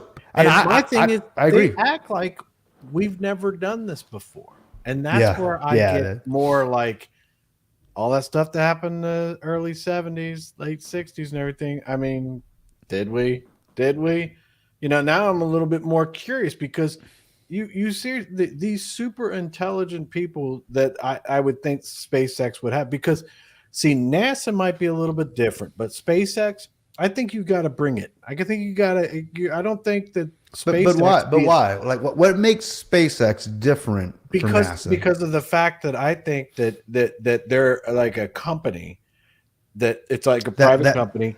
It's privatized, but it's subsidized by the government. But at the same time, I think that the way SpaceX is, that they wouldn't know, they won't allow people will have to go there and do their jobs. And I think that when it comes to NASA and the government, you have a lot of fat that needs to be trimmed, stuff like that, everything like that. But I think that these people that are at SpaceX, I believe that they're working hard and they're doing what they're supposed to and everything. But which makes me feel like if these guys are so smart and they're doing all this stuff, they must have been starting from scratch. And if they're starting from scratch, what the hell were we doing the last 50 years? You see what I'm saying? Yeah. So well, you know what you're going to have? You're going to have guys like Greeks say, well, look, if it's fake, they had to be fake because we're against the Russians. We had to beat them. We had to, even if we faked it, it was because of the Cold War. Well, nobody died in the Cold War, right? I mean, based on what we know, I mean, it was rumors of war, but the point I make when you get in, if you really want to granular to get it down to let's talk about the Cold War and the Russians and the Chinese and our enemies. Everybody's cool in space, but not here on Earth. You know, yeah, I'm a little concerned with all that kind of stuff and everything like that. And then I watch those launches, and I'm under the impression, like I said, I think SpaceX people are pretty smart people. If if that's what they're saying is their success, I agree. They're smart too. You know, I mean, and again, you know, I get questions all the time, or I get comments, and you know, there's two things that people get angry at me with when I'm having conversations. It's not even on the internet or comments, but like, you know, when I'm at the office or if I'm sure around more than two. You know, okay, well, I'm going to talk about two specifically, where I bring receipts, but you know, is I would say politics and religion and the moon landing or the shape of the earth. The moment I actually talk about what I believe, these are the three topics, specifically politics, religion. I would include religion and politics, you know, in the same. You can't. To me, they're one and the same. And I can explain that later. But and religion is different from actually. You know, religion is. Let me explain something. I'm not saying religious is political, but I'm saying politics have hijacked religion. Okay, so and then the other thing is, of course, science about space and all that stuff. The moment I start voicing my questions, that brings people to anger. People literally get angry at me because I don't literally believe what they believe. I actually question it, and they're like, they lose their shit, you know. But you know, which is okay. But that tells me something. Like, if that moves you to anger, why does not child trafficking move you to anger?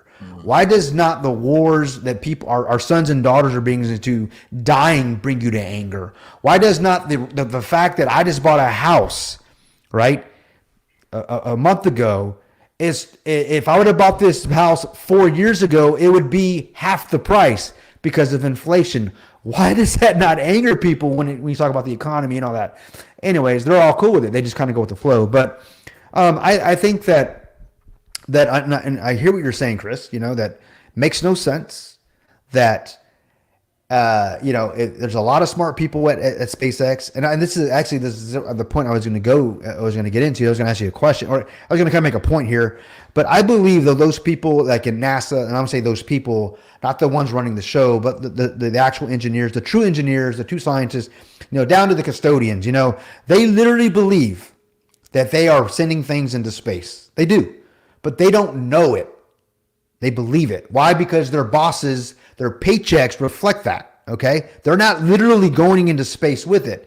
So I'll give you a good example, and this is probably, you know, not the best example, but if I had to relate myself, if I have to kind of give you an example of how I can show the mindset, or I would say the mindset, or why I think the way I think. So, you know, with my IT company, I have a couple of guys that make cables for me. They'll make fiber patch cables, or they'll let's say Cat 6 cables. Had a guy make about 2,000 3-foot Cat 6 cables. You know, they're about this big. They're going to be installed in networks, right, over, you know, a couple of you know, commercial buildings. So I'm telling this guy who works for me, and I said, your job is to make me patch cables, Cat 6, you know. Period. They have to pass certify. These patch cables are going to go into a government building. That's going to be what government building? You know, and I'm just using this as an example. I'm not going to tell you where they're going, but I could tell them that. I could literally tell them this, but I did tell them this. It's going to a client that has ordered them. And in this building, it's going to be a fertility company that's subsidized by the government. It's for you know, to better mankind or whatever. For those that are trying to have children, they go to this clinic. So anyways, what you're building, guy, we're installing the infrastructure that's going to ensure the integrity of the data that will change lives for people that want to have children. So understanding if you give me a faulty cable, data doesn't transmit, it could affect a family, you know, whatever, a transaction, whatever. So my point is, they understand that they're building a cable that's going to go into a fertility company that's going to affect and make change for someone's life. All right? So check this out. Make 1,000 cables. At any moment, all right, I could say, all right, we're done. I get your cables, and I can tell them, well, actually not any moment. I can say, thanks. I've paid them for their work, and I can say, hey, the fertility company is 100% now. It's up and running. Congratulations. You're helping to change lives for those that can't have children. So 5 years down the road, you know what they're telling their grandchildren? I actually work on networks that change lives. What do you mean? You remember that time I would, a few years ago when I was actually building cables up all night, building 1,000 cables by myself. I had cramps in my hands. And well, yeah, those cables went into that fertility company building. They're in there today. Well, how do you know they are? Because I got paid.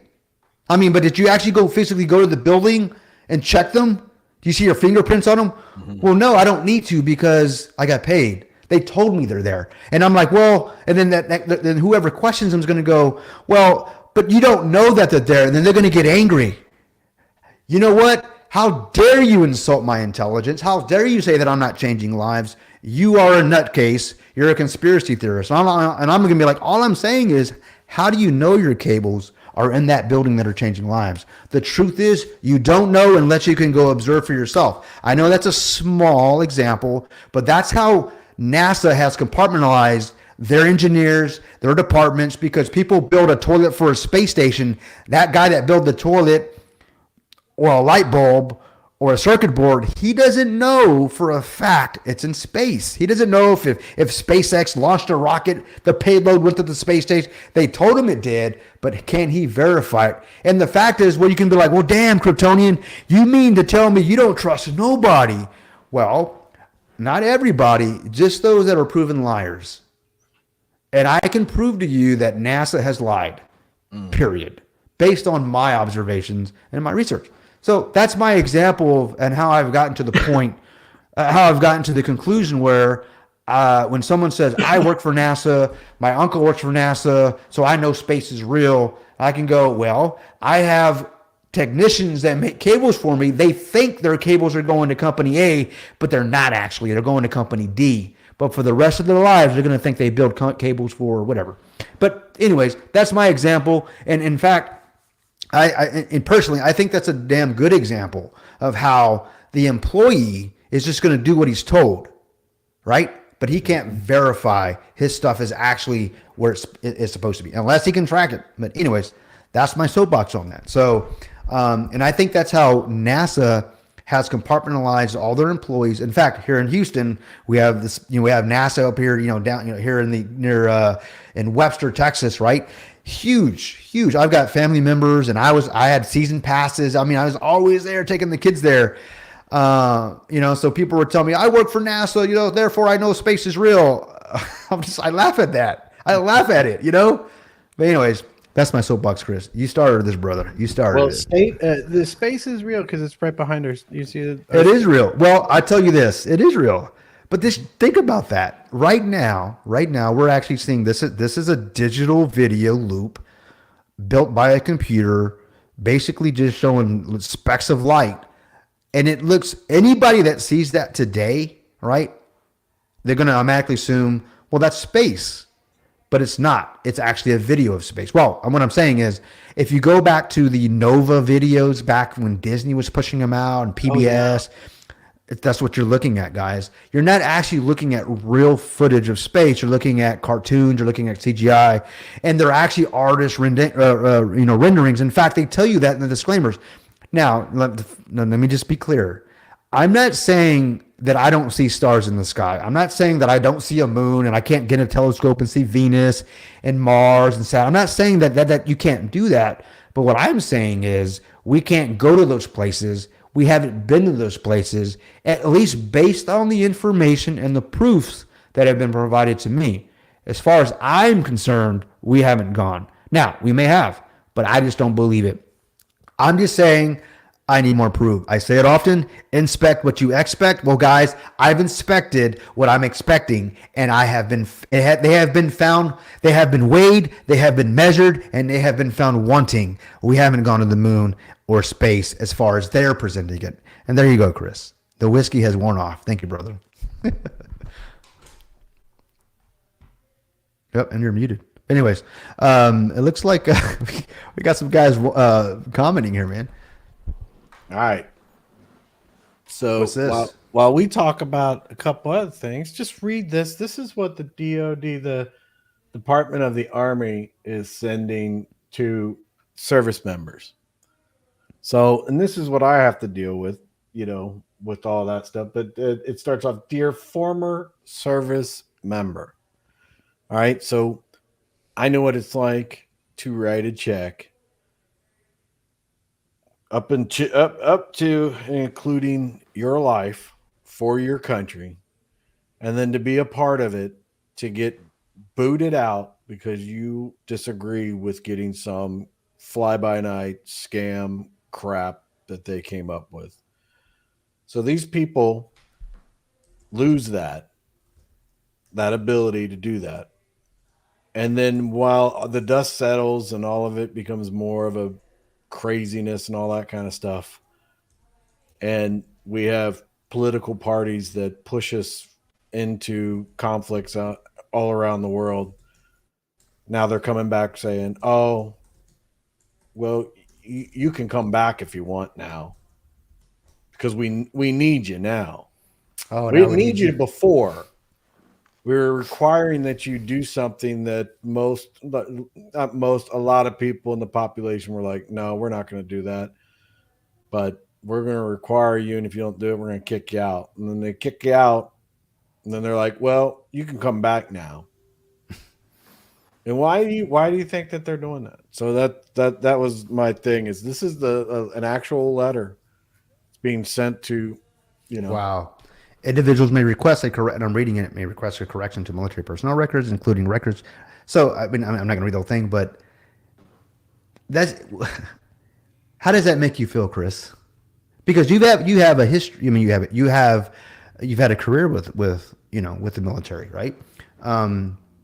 Is this the what do you say? This is the way things are. I mean, yeah. Well, it's one of those things that it never used to be that way, but it is more and more that way. And all I find is that average everyday people, respect our military members and our veterans and those that have given the ultimate sacrifice. But again, it goes back to the whole thing of, if you respect those people, why do you elect these idiots that do these things to these people? And they're doing it to you too. Yeah. But they do these incredibly stupid things. Lives have been destroyed. So let me lay a foundation for those of you that, okay, what are we showing on the screen? If you guys are listening, watching on a phone, like, okay, why does he have a document up? So basically what this is, guys, is if you guys remember during the jibby jab jambalaya that we had a few years back, you get it or quit it. If you guys know what I'm talking about, businesses were shut down. People lost their lives if they refused to get the Fauci ouchie, right? You guys know what I'm talking about. Because of science, trust the science. And it turns out the science wasn't 100%. Nonetheless, so we have those that serve in the military were directed, you will get the jibby jab or you lose your place. You lose. And when you get ejected, right? Is that correct? When you get ejected, you lose everything. If you're up for retirement, your tenure, everything. Why? Because their bosses decided, well, this is what we need to do. Well, now there's a letter that came out that says, hey guys, basically in a nutshell, let me kind of summarize it. Hey, we've decided that we were wrong. You can get reinstated again, but you can't be mad at us because we're the government. So, but now you got somebody that probably lost everything, got divorced, his wife left him, her husband left him. I mean, lost their house, benefits, kids couldn't go to the doctor. I mean, lives were changed, people died. I guarantee it. And now they want to act like, well, hey, we've decided to just, as Obama would famously say, well, I have a phone and a pen. By the stroke of a pen, he changed lives. And now they're trying to revert and go back because of a stroke of a pen. To me, that is asinine. That's evil. That's immoral. And it's not the way it's supposed to be. Unfortunately, this is the world we live in, guys. So this is why it's it's extremely important that people wake up, because this wouldn't happen. Yeah, individuals who desire to apply to return to service should contact their local units, right, for more information. So it's like, hey, guys, we need you back. You know why they need them back, Chris? What? Look at that line. What is that? Oh, Go. yeah. You go to your recruiter. Yeah, your recruiter. Your recruiter. Yeah. But why do you think they need them back? Why do you think they need all these people to come back? Because they run their mouth when they should keep it shut. Yeah. And they get us in a lot of positions where they need my brothers and sisters to go bail them out. That's right. So what they need, Chris, and I'm going to say it, they need bodies to send to put in harm's way because like you said, they're running their mouth and are getting us into things that they don't want to go. So they want to send those that this is what they do. There are human beings out there, brothers and sisters that are selfless. They literally would jump in the line of fire for anybody, race, creed, doesn't matter. That's just in their DNA. They don't think about themselves. There are people out there around serving right now that man, we had Veterans Day the other day, and as I said, thank you for your service. My dad, is in the next room. I wouldn't be here if it wasn't for his service. And here we're talking about how he kept me out of the service. Chris, it'll be a show for another day, but we'll talk about, he went in depth in more of the stories that he shared with me about Vietnam. And he sees what's happening in the world today.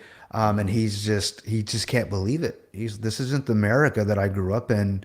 In fact, when he was in service in Vietnam, it was in the 70s, it was already on the decline.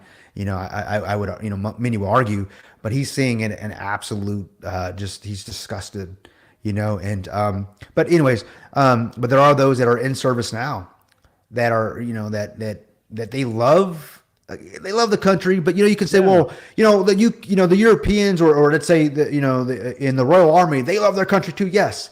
So the way I see it is this, and I'm talking about the Western, I'm talking about the volunteer military, the voluntaries, not the ones you have to or die or you get it, you go to prison like North Korea or China. I'm talking about, the Western, civilizations. But those that voluntarily go in, it's not that they love their country. They just love people. Yeah.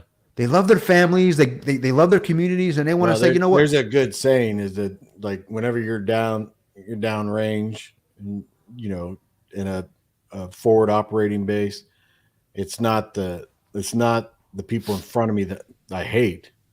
It's the people behind me that I'm protecting. There it is. That's right. So whenever we deploy, whenever you go somewhere, it was like, we're going here, not because we hate you and want to, we're trying to protect what's behind us. Yeah, and that's just, people don't realize that, there's a lot of young people today. I'm 46. I doubt I'm going to get drafted, right? If there is ever a draft, and I think there's going to be one. Be drafted, no. I know. Well, honestly, yeah. Well, I guess you could if it got real bad. If it got real bad, sons and daughters, everyone would have to go, but it wouldn't be the elite. I'll tell you that. Damn for sure. Now they're going to be in their bunkers, right? But I would say this, that I have a stepson that I raised since he was 7 months old, right? He's 24 now, 26 years old. I'm sorry, 24. My middle daughter is 24. He's 26 years old. He's still eligible. At any moment we gets crazy. What do you think's going to happen? Eligible. Your daughter is too. I know. But it scares me because, he wanted to go into the service as well, and I had that same conversation that my dad had with me. He loves his country, and I was like, I need you here to protect your the family here, because if we're all over there, who's going to protect us here? Because that's what's happened. The best of us are over there, Chris. Yes. And the worst of us are here. And they're the politicians, and you see what they did? You see what they did there? Let's get all the good guys the hell out of here. Yeah, but that's a story for another day. But people join the military. That's what the thing with me is, that some people join the military for bad reasons. Okay, so let's just say that there you got like some riffraff going in there and stuff like that. But if you spend 6 months, a year in the military, those riffraff ways are gonna. I believe that it's not everybody, but I believe those things get worked out. You realize that you made some mistakes. You realize that you've done some dumb things. So my point is, they're sending people that have been in for a while, because if you went through basic during that time, they told you had to get it, and you couldn't go in unless you got it. Okay, Yeah, so yeah. these are people that they displaced, or let's be Disenfranchised, maybe. well, yeah. Let's try to be nice about the fact that they kicked them in the ass and sent them out. Yeah, because they okay. wouldn't fall in line with something that literally could alter their lives. But anyway, don't even get me started on myocarditis. Let's okay. But anyway, they were in, and they had been in for a while. So you got people that have got past that young stage. They've realized that they got a better life for them. They're getting through things and stuff like that. And people have also re-enlisted. So you have people that have committed to do more than their first enlistment, especially in the Army, because a lot of people go in for 2 years. So At least, these right, people man. that are being booted out are probably longer than 2 years. They've done their re-enlistment, so they're going to be in there for a longer amount of time, and they're getting booted out. And it's like they've made the commitment.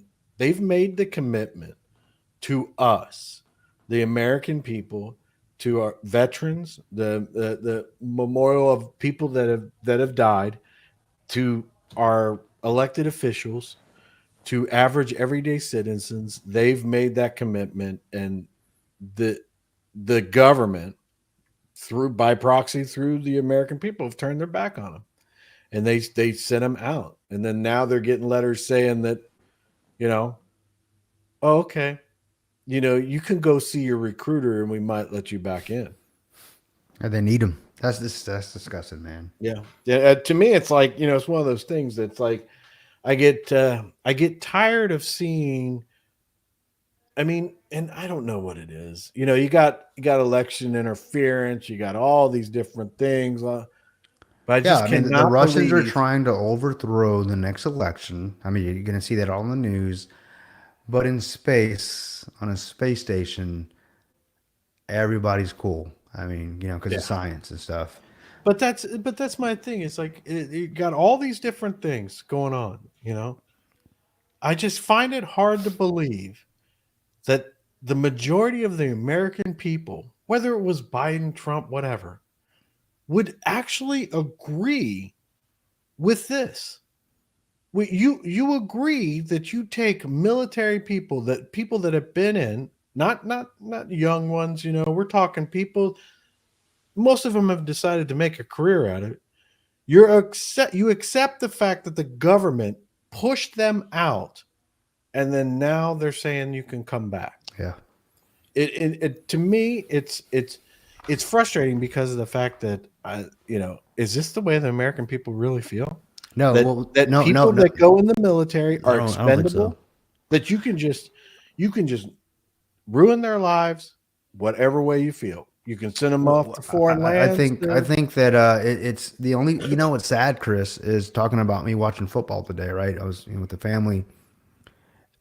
Everyone is touched by a vet or someone serving today, right? I mean, you have a family member or friend, that are deployed or in service, going out to boot camp, about to go. They're in for a week, whatever.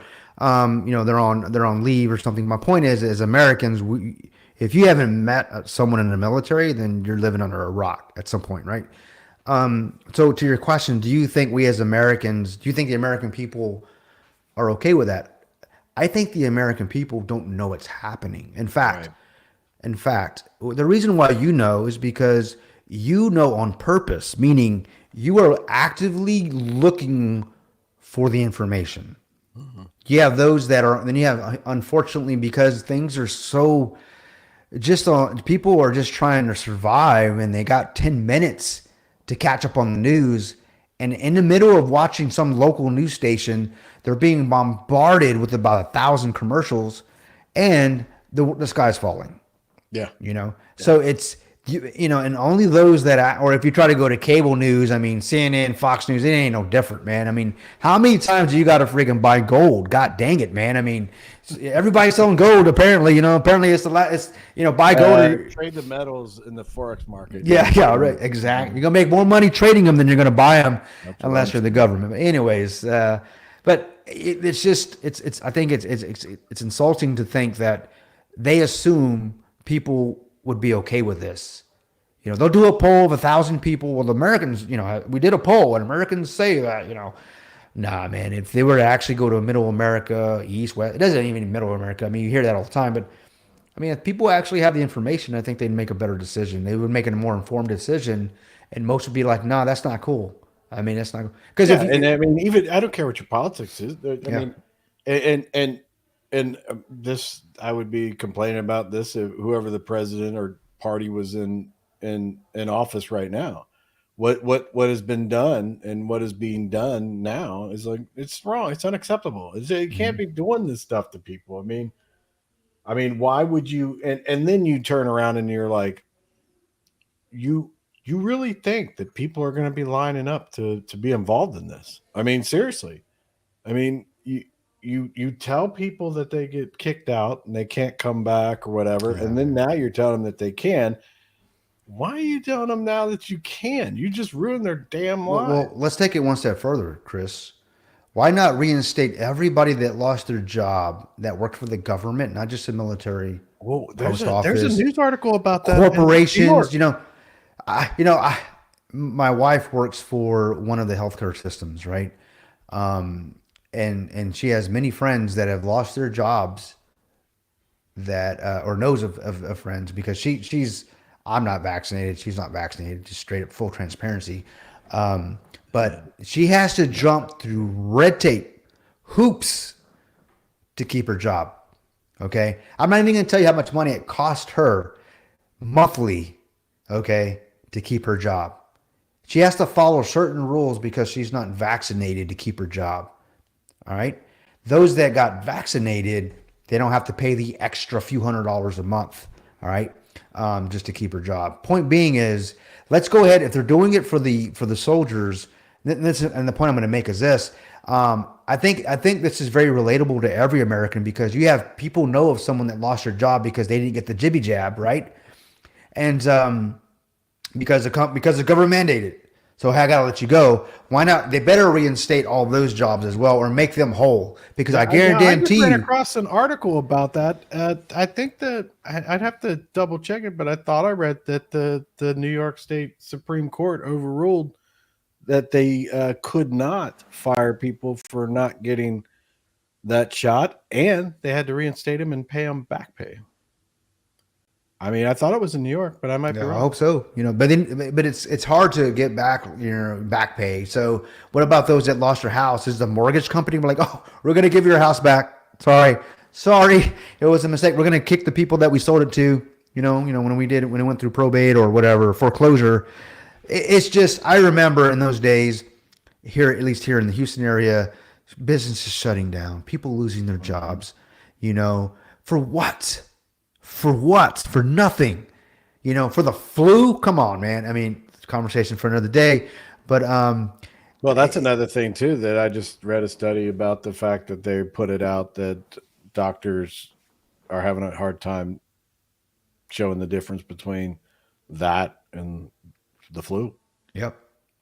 Now they're getting confused by it. But listen, Slumdog Millionaire just posted something, so he's still here. And I want to bring up this video because he asked us to do it, and I got way sidetracked on all the other stuff.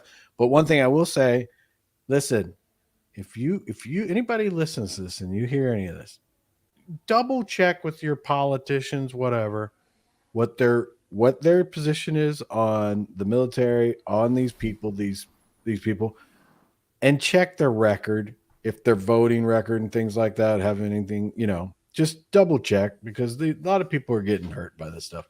But I want to play this because of the fact that he's like, you'll love it. You got to play it and everything. So, all right, check it out. All right. I mean, tell me if you hear it and everything. So, have a great night. You too. Much love. Peace. Can you hear it? Yeah. What's up, man?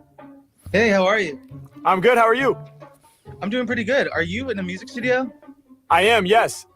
That's really cool. Can I spit a rap for you? Yeah, go for it, man. This is perfect. Okay, I'm a little nervous, so please bear with me. Don't be nervous, man. You're right where you're supposed to be. I like that. I like that a lot. Okay, let's try this.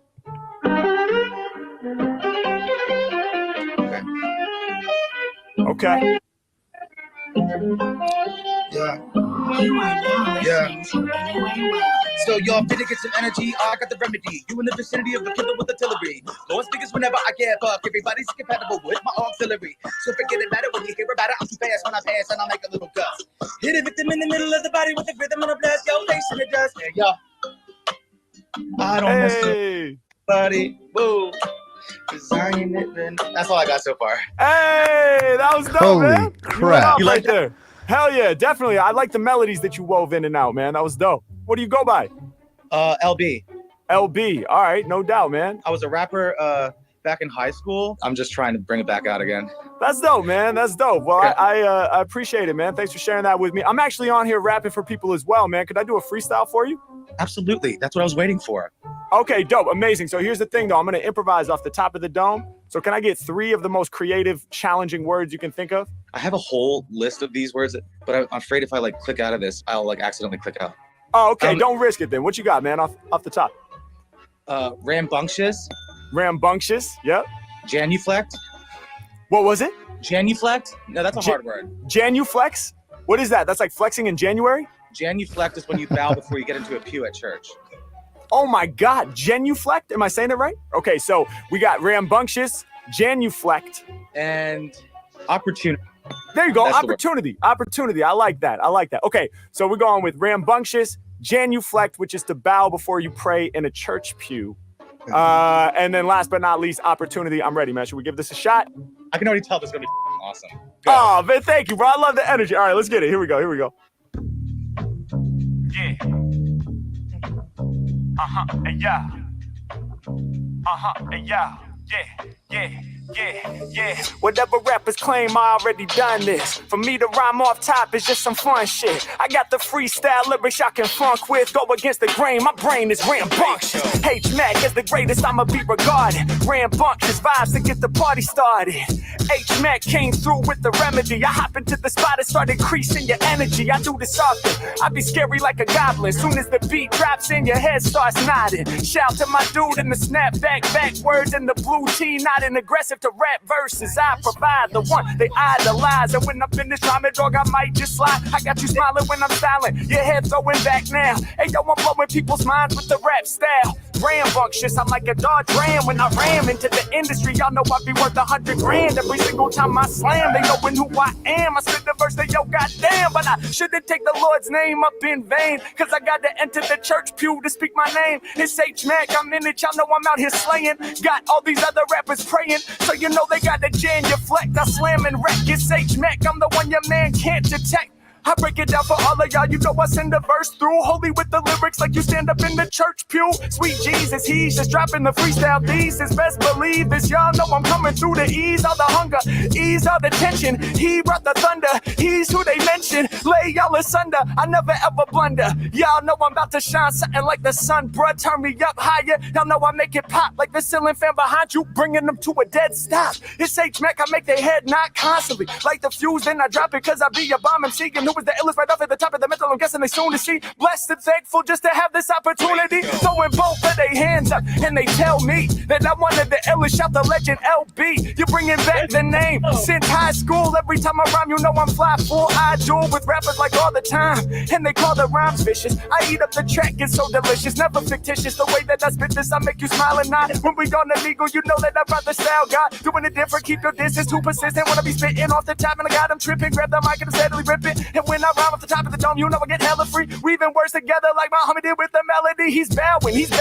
genuflecting. Yo, every time I rhyme, I'm a damn erection. Neck is hard. Y'all know I got you falling back. back on your bed when I kick these fucking raps off the head. I even seen your feet in the socks, and now you're covered up with a blanket. When I'm kicking rhymes, I got them thinking. I keep you warm when I perform. Now you walking off screen because you understand what boss means. You're holding your head, you can't comprehend it. My freestyle just keeps on moving, time and space, I bend it. My verse, I'ma send it right through the screen. I'm crawling in the area, make your jaw drop. Going over dome just like a bald spot. Why stop? I'm hot, might rock, till dead, ill head spill, unsaid lyrics for people to feel. I be lethal and real, I'm just turning the temperature up. They mention us every time we enter the spot. People never forget the name, they about to remember I'm hot.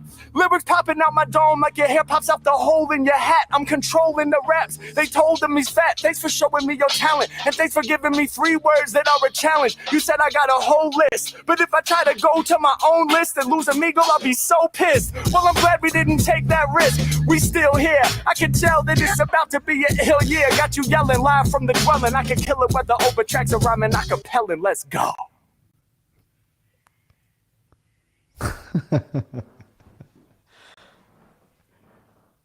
Damn.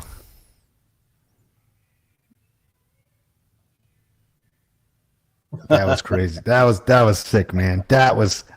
Thanks for that, Slum. I've never seen that. I know who Mac is. I've seen him a few times, but I've never seen that video. God, that was freaking slick. Man, he used the words. It's amazing. Yeah. It's amazing the power of the human mind. Amazing the fact that he can actually throw some lyrics out like that. I mean, damn. I was trying to keep up with him. He was telling a story. It was amazing. I loved it. Yeah, I was getting lost for a little bit there, but he just kept cool. going though, man. I was like, I was like, he's not gonna get all the words. And then when he built the story up, he was telling the story, and he did an amazing job doing that. That was sick. Thanks for that. That was cool. That made my night seeing that. All right. Well, I think on that note, we should start wrapping it up. Yeah. Well, one thing is we had Jaco in the Jaco 13. What's up, Jaco? I want to address his comment.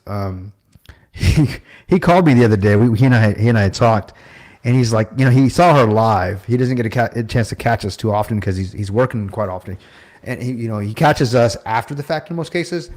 And he caught that live when we had Flat Earth Dave on, and so he's like, "Wait, what's this about?" So then he says, "Hey man, I've got some questions, and so he and I had a pretty lengthy conversation, and I just said, "Hey man, do your own research, dude." But I did tell him this: once you go down the rabbit hole, there ain't no coming back. You are going to see things that cannot be unseen. And then that's when he actually posted this here. He says, okay. Let's jump into the ice wall on Earth. As you know, that the first globe or the first circle is the top. And so we start talking about the ice wall. He and I had a conversation about that, talking about Antarctica. And so I would say this, Jacob, we're not going to talk about it tonight, but we are having Flat Earth Dave. He's actually he's supposed to be coming back on the 29th, right? We're coming back for round 2. And this time, we're going to bring the questions. We're going to talk about the Coriolis effect. I see Slim Dog talking about the Coriolis. Marshall's addressing it. The ice wall. I've got questions too, guys. I've got questions too. Now, and I love these types of things because what difference does the shape of the Earth make? Nothing. Unless everything matters to you. And what I mean by that is once I started looking into this thing, I started looking into other things. It's just the tip of the iceberg. You begin to realize that things aren't what they seem. So you begin to ask questions. So we hope you tune in for us that next, in the next few days, or is it not next week, the week after, actually, in about 2 weeks, which is the 29th. I think, is it 7 p.m.? No, is it 7 p.m., I think, is when we're tuning in there? We'll be posting it, guys. We'll let you know. You'll obviously see a notification, but tune in for that because we hope that one's going to be a good one. Is this Marshall? Is this Neil deGrasse Tyson or whatever? Is that who that is? NDT is part of the Neil deGrasse Tyson? Yes. Yeah. Okay. No, he's saying that Neil deGrasse Tyson is part of the system. Don't believe most of what he says. He's talking about when Neil deGrasse Tyson, if you remember, we talked about it, I think, in a conversation, talking about the Red Bull jump, when the guy went and Red Bull jumped from his balloon.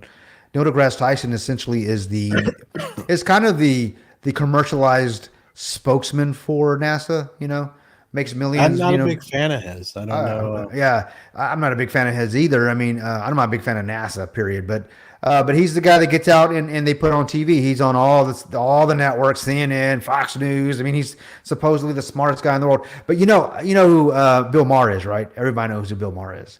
So Bill Maher is a liberal, you know. Oh, did you see that interview? Is that what you're going to go with? Yes. Oh my God. So that Bill pissed Maher me is a off. classic liberal, and there's a difference between a liberal today and what Bill Maher, you know, claims to be. And I agree with him. And I think today's liberal is not yesterday's liberal, you know. And Bill Maher is more like, hey, as far as liberal, hey, like get government get out of the way, you know, live and let live, those types of things. Right. I'm a libertarian at heart myself, not a liberal, but a libertarian.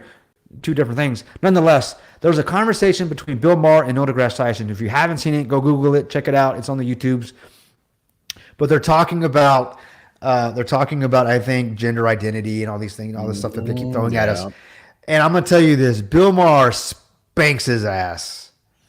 Bill Maher's an intelligent guy. I mean, the guy's a comedian, but I mean, you know, he's made a mark for himself, you know, on this planet. I mean, people know who he is because when he talks, he does it. I think if anything, you're going to know where he's coming from. Whether you agree with the guy or not, at least you know where you stand with the guy. Yeah. If you think you're bullshit, he's going to tell you. And he literally said, Neil deGrasse Tyson, he basically called him on his bullshit, which was cool. It's a beautiful conversation. So check that out, Marshall, if you haven't. It's a good time, man.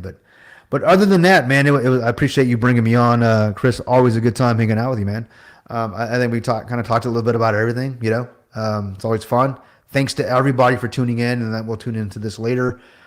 We talked about a couple of things, you know, a lot of things actually. But most importantly, guys, I think if I had a takeaway, it would be check out Omni Service, Omni Elite system. Oh, this is the link for it, but check out the Omni Elite's website. There's a link there for us, guys. That's for the system.io. Yeah, for the system.io. Ultimately, guys, we talked about at the very beginning when we first got into getting into YouTube. You know, we wanted to be a part of the crypto space. We liked the community, and then we realized there's a bunch of scam artists out there, a bunch of people getting hurt, being rugged. You know, you guys know what I'm talking about. So then we're like, well, let's expose this stuff, and we played part in a lot of that, and we're happy to be a part of that. But we wanted to not only keep the conversation going, we're like, but we've got to be able to do more. People are losing their asses out in crypto. What can we do with our own personal life experiences and our professional services that I would say the professional lives? How can we help people, you know, make some money and maybe have money to get into crypto and other things? So we came up with Omni Elites. So we hope you guys. So I mean, that's the big thing about the affiliate program is that you know, the products that we put out and everything like that. If there's something that you like or you want to be involved in the affiliate program, you join that. You get all your stuff in there. You get registered. You become part of the community so that we can let you know what's going on and what we're doing and what's coming up and everything. And you can get your link and you can go if it's something that you like. Then you can get 25% of it. So, you know, that's it. The important thing is that it gives people the option, you know, whether it's something that they want to do or not, then they have an option. Mm-hmm. And hopefully it works out well for them and they can earn some extra money. But so we are going to, I guess the next thing that we're going to do, when are we going to be live next? What are we doing? We got the Earn It podcast that we're doing with Omni Elites, and that'll be out Thursday, right? That'll be out Thursday. I mean, typically you guys are used to seeing us on Wednesdays, at least a Wednesday, and definitely Sundays with Chris Cruz Live. But I mean, I would tentatively say, I mean, I do want to go live on a Wednesday, but it is Thanksgiving, right? So we don't know how people are going to be tuning in. But I mean, I can almost guarantee you something's going to happen in the world that we're going to want to talk about. Yeah. There's a lot of things that I would like to talk about when it comes to, in fact, you showed that the Elon Musk, you know, launch there. So there's some things I want to talk about that a little bit more, maybe in depth. And in fact, we may have another guy on, the guy that actually tuned into the first show that we had, Flat Earth Dave. He's the guy that ultimately 100% believes we went to the moon. NASA's not lying. That everything that Dave was saying, every breath that came out of his mouth was a lie. Dave is the devil. I mean, it's this guy who straight up hates Dave. I mean, it's crazy how much they hate this guy. Like hate him. And so they would love to come on and pretty much present why this guy's lying and why we should rethink thinking about what we're being told. Well, I mean, that's the great thing about it is that be open to, even if you disagree, you probably are going to learn something. Yeah. So, I mean, I'm going to see if he's available this week. He says he was, at least the last time I talked to him. So if so, we'll bring him on. But this is a guy that, again, is going to, I mean, I doubt it. I don't know if I'll talk about Dave. I hope he doesn't. I want him to just address some of the questions that I have. You know what I mean? So I remember that when I was talking to him, he was saying that, he had already had a presentation prepared, but it sounds like more about his presentation being prepared to go against that Dave guy. Right. Mm-hmm. But that doesn't do anything for me, because all Dave was just pointing out some things. He wasn't making any claims. It's NASA that's making the claims. Right. I want to talk about the claims. Extraordinary claims require extraordinary proof. And that's everything in life, guys. Everything. So, but with that being said, we'll see if that's going to happen. We'll let you know. Look for a notification. We hope to see you guys there. Hey, bring the questions as well. But other than that, man, if I don't get to see you guys, before Thanksgiving, happy Thanksgiving, guys. It's going to be it's going to be a good week. I hope you spend time with your families, your loved ones. And if you don't celebrate Thanksgiving like we do in the States, just celebrate life, celebrate your family, most importantly.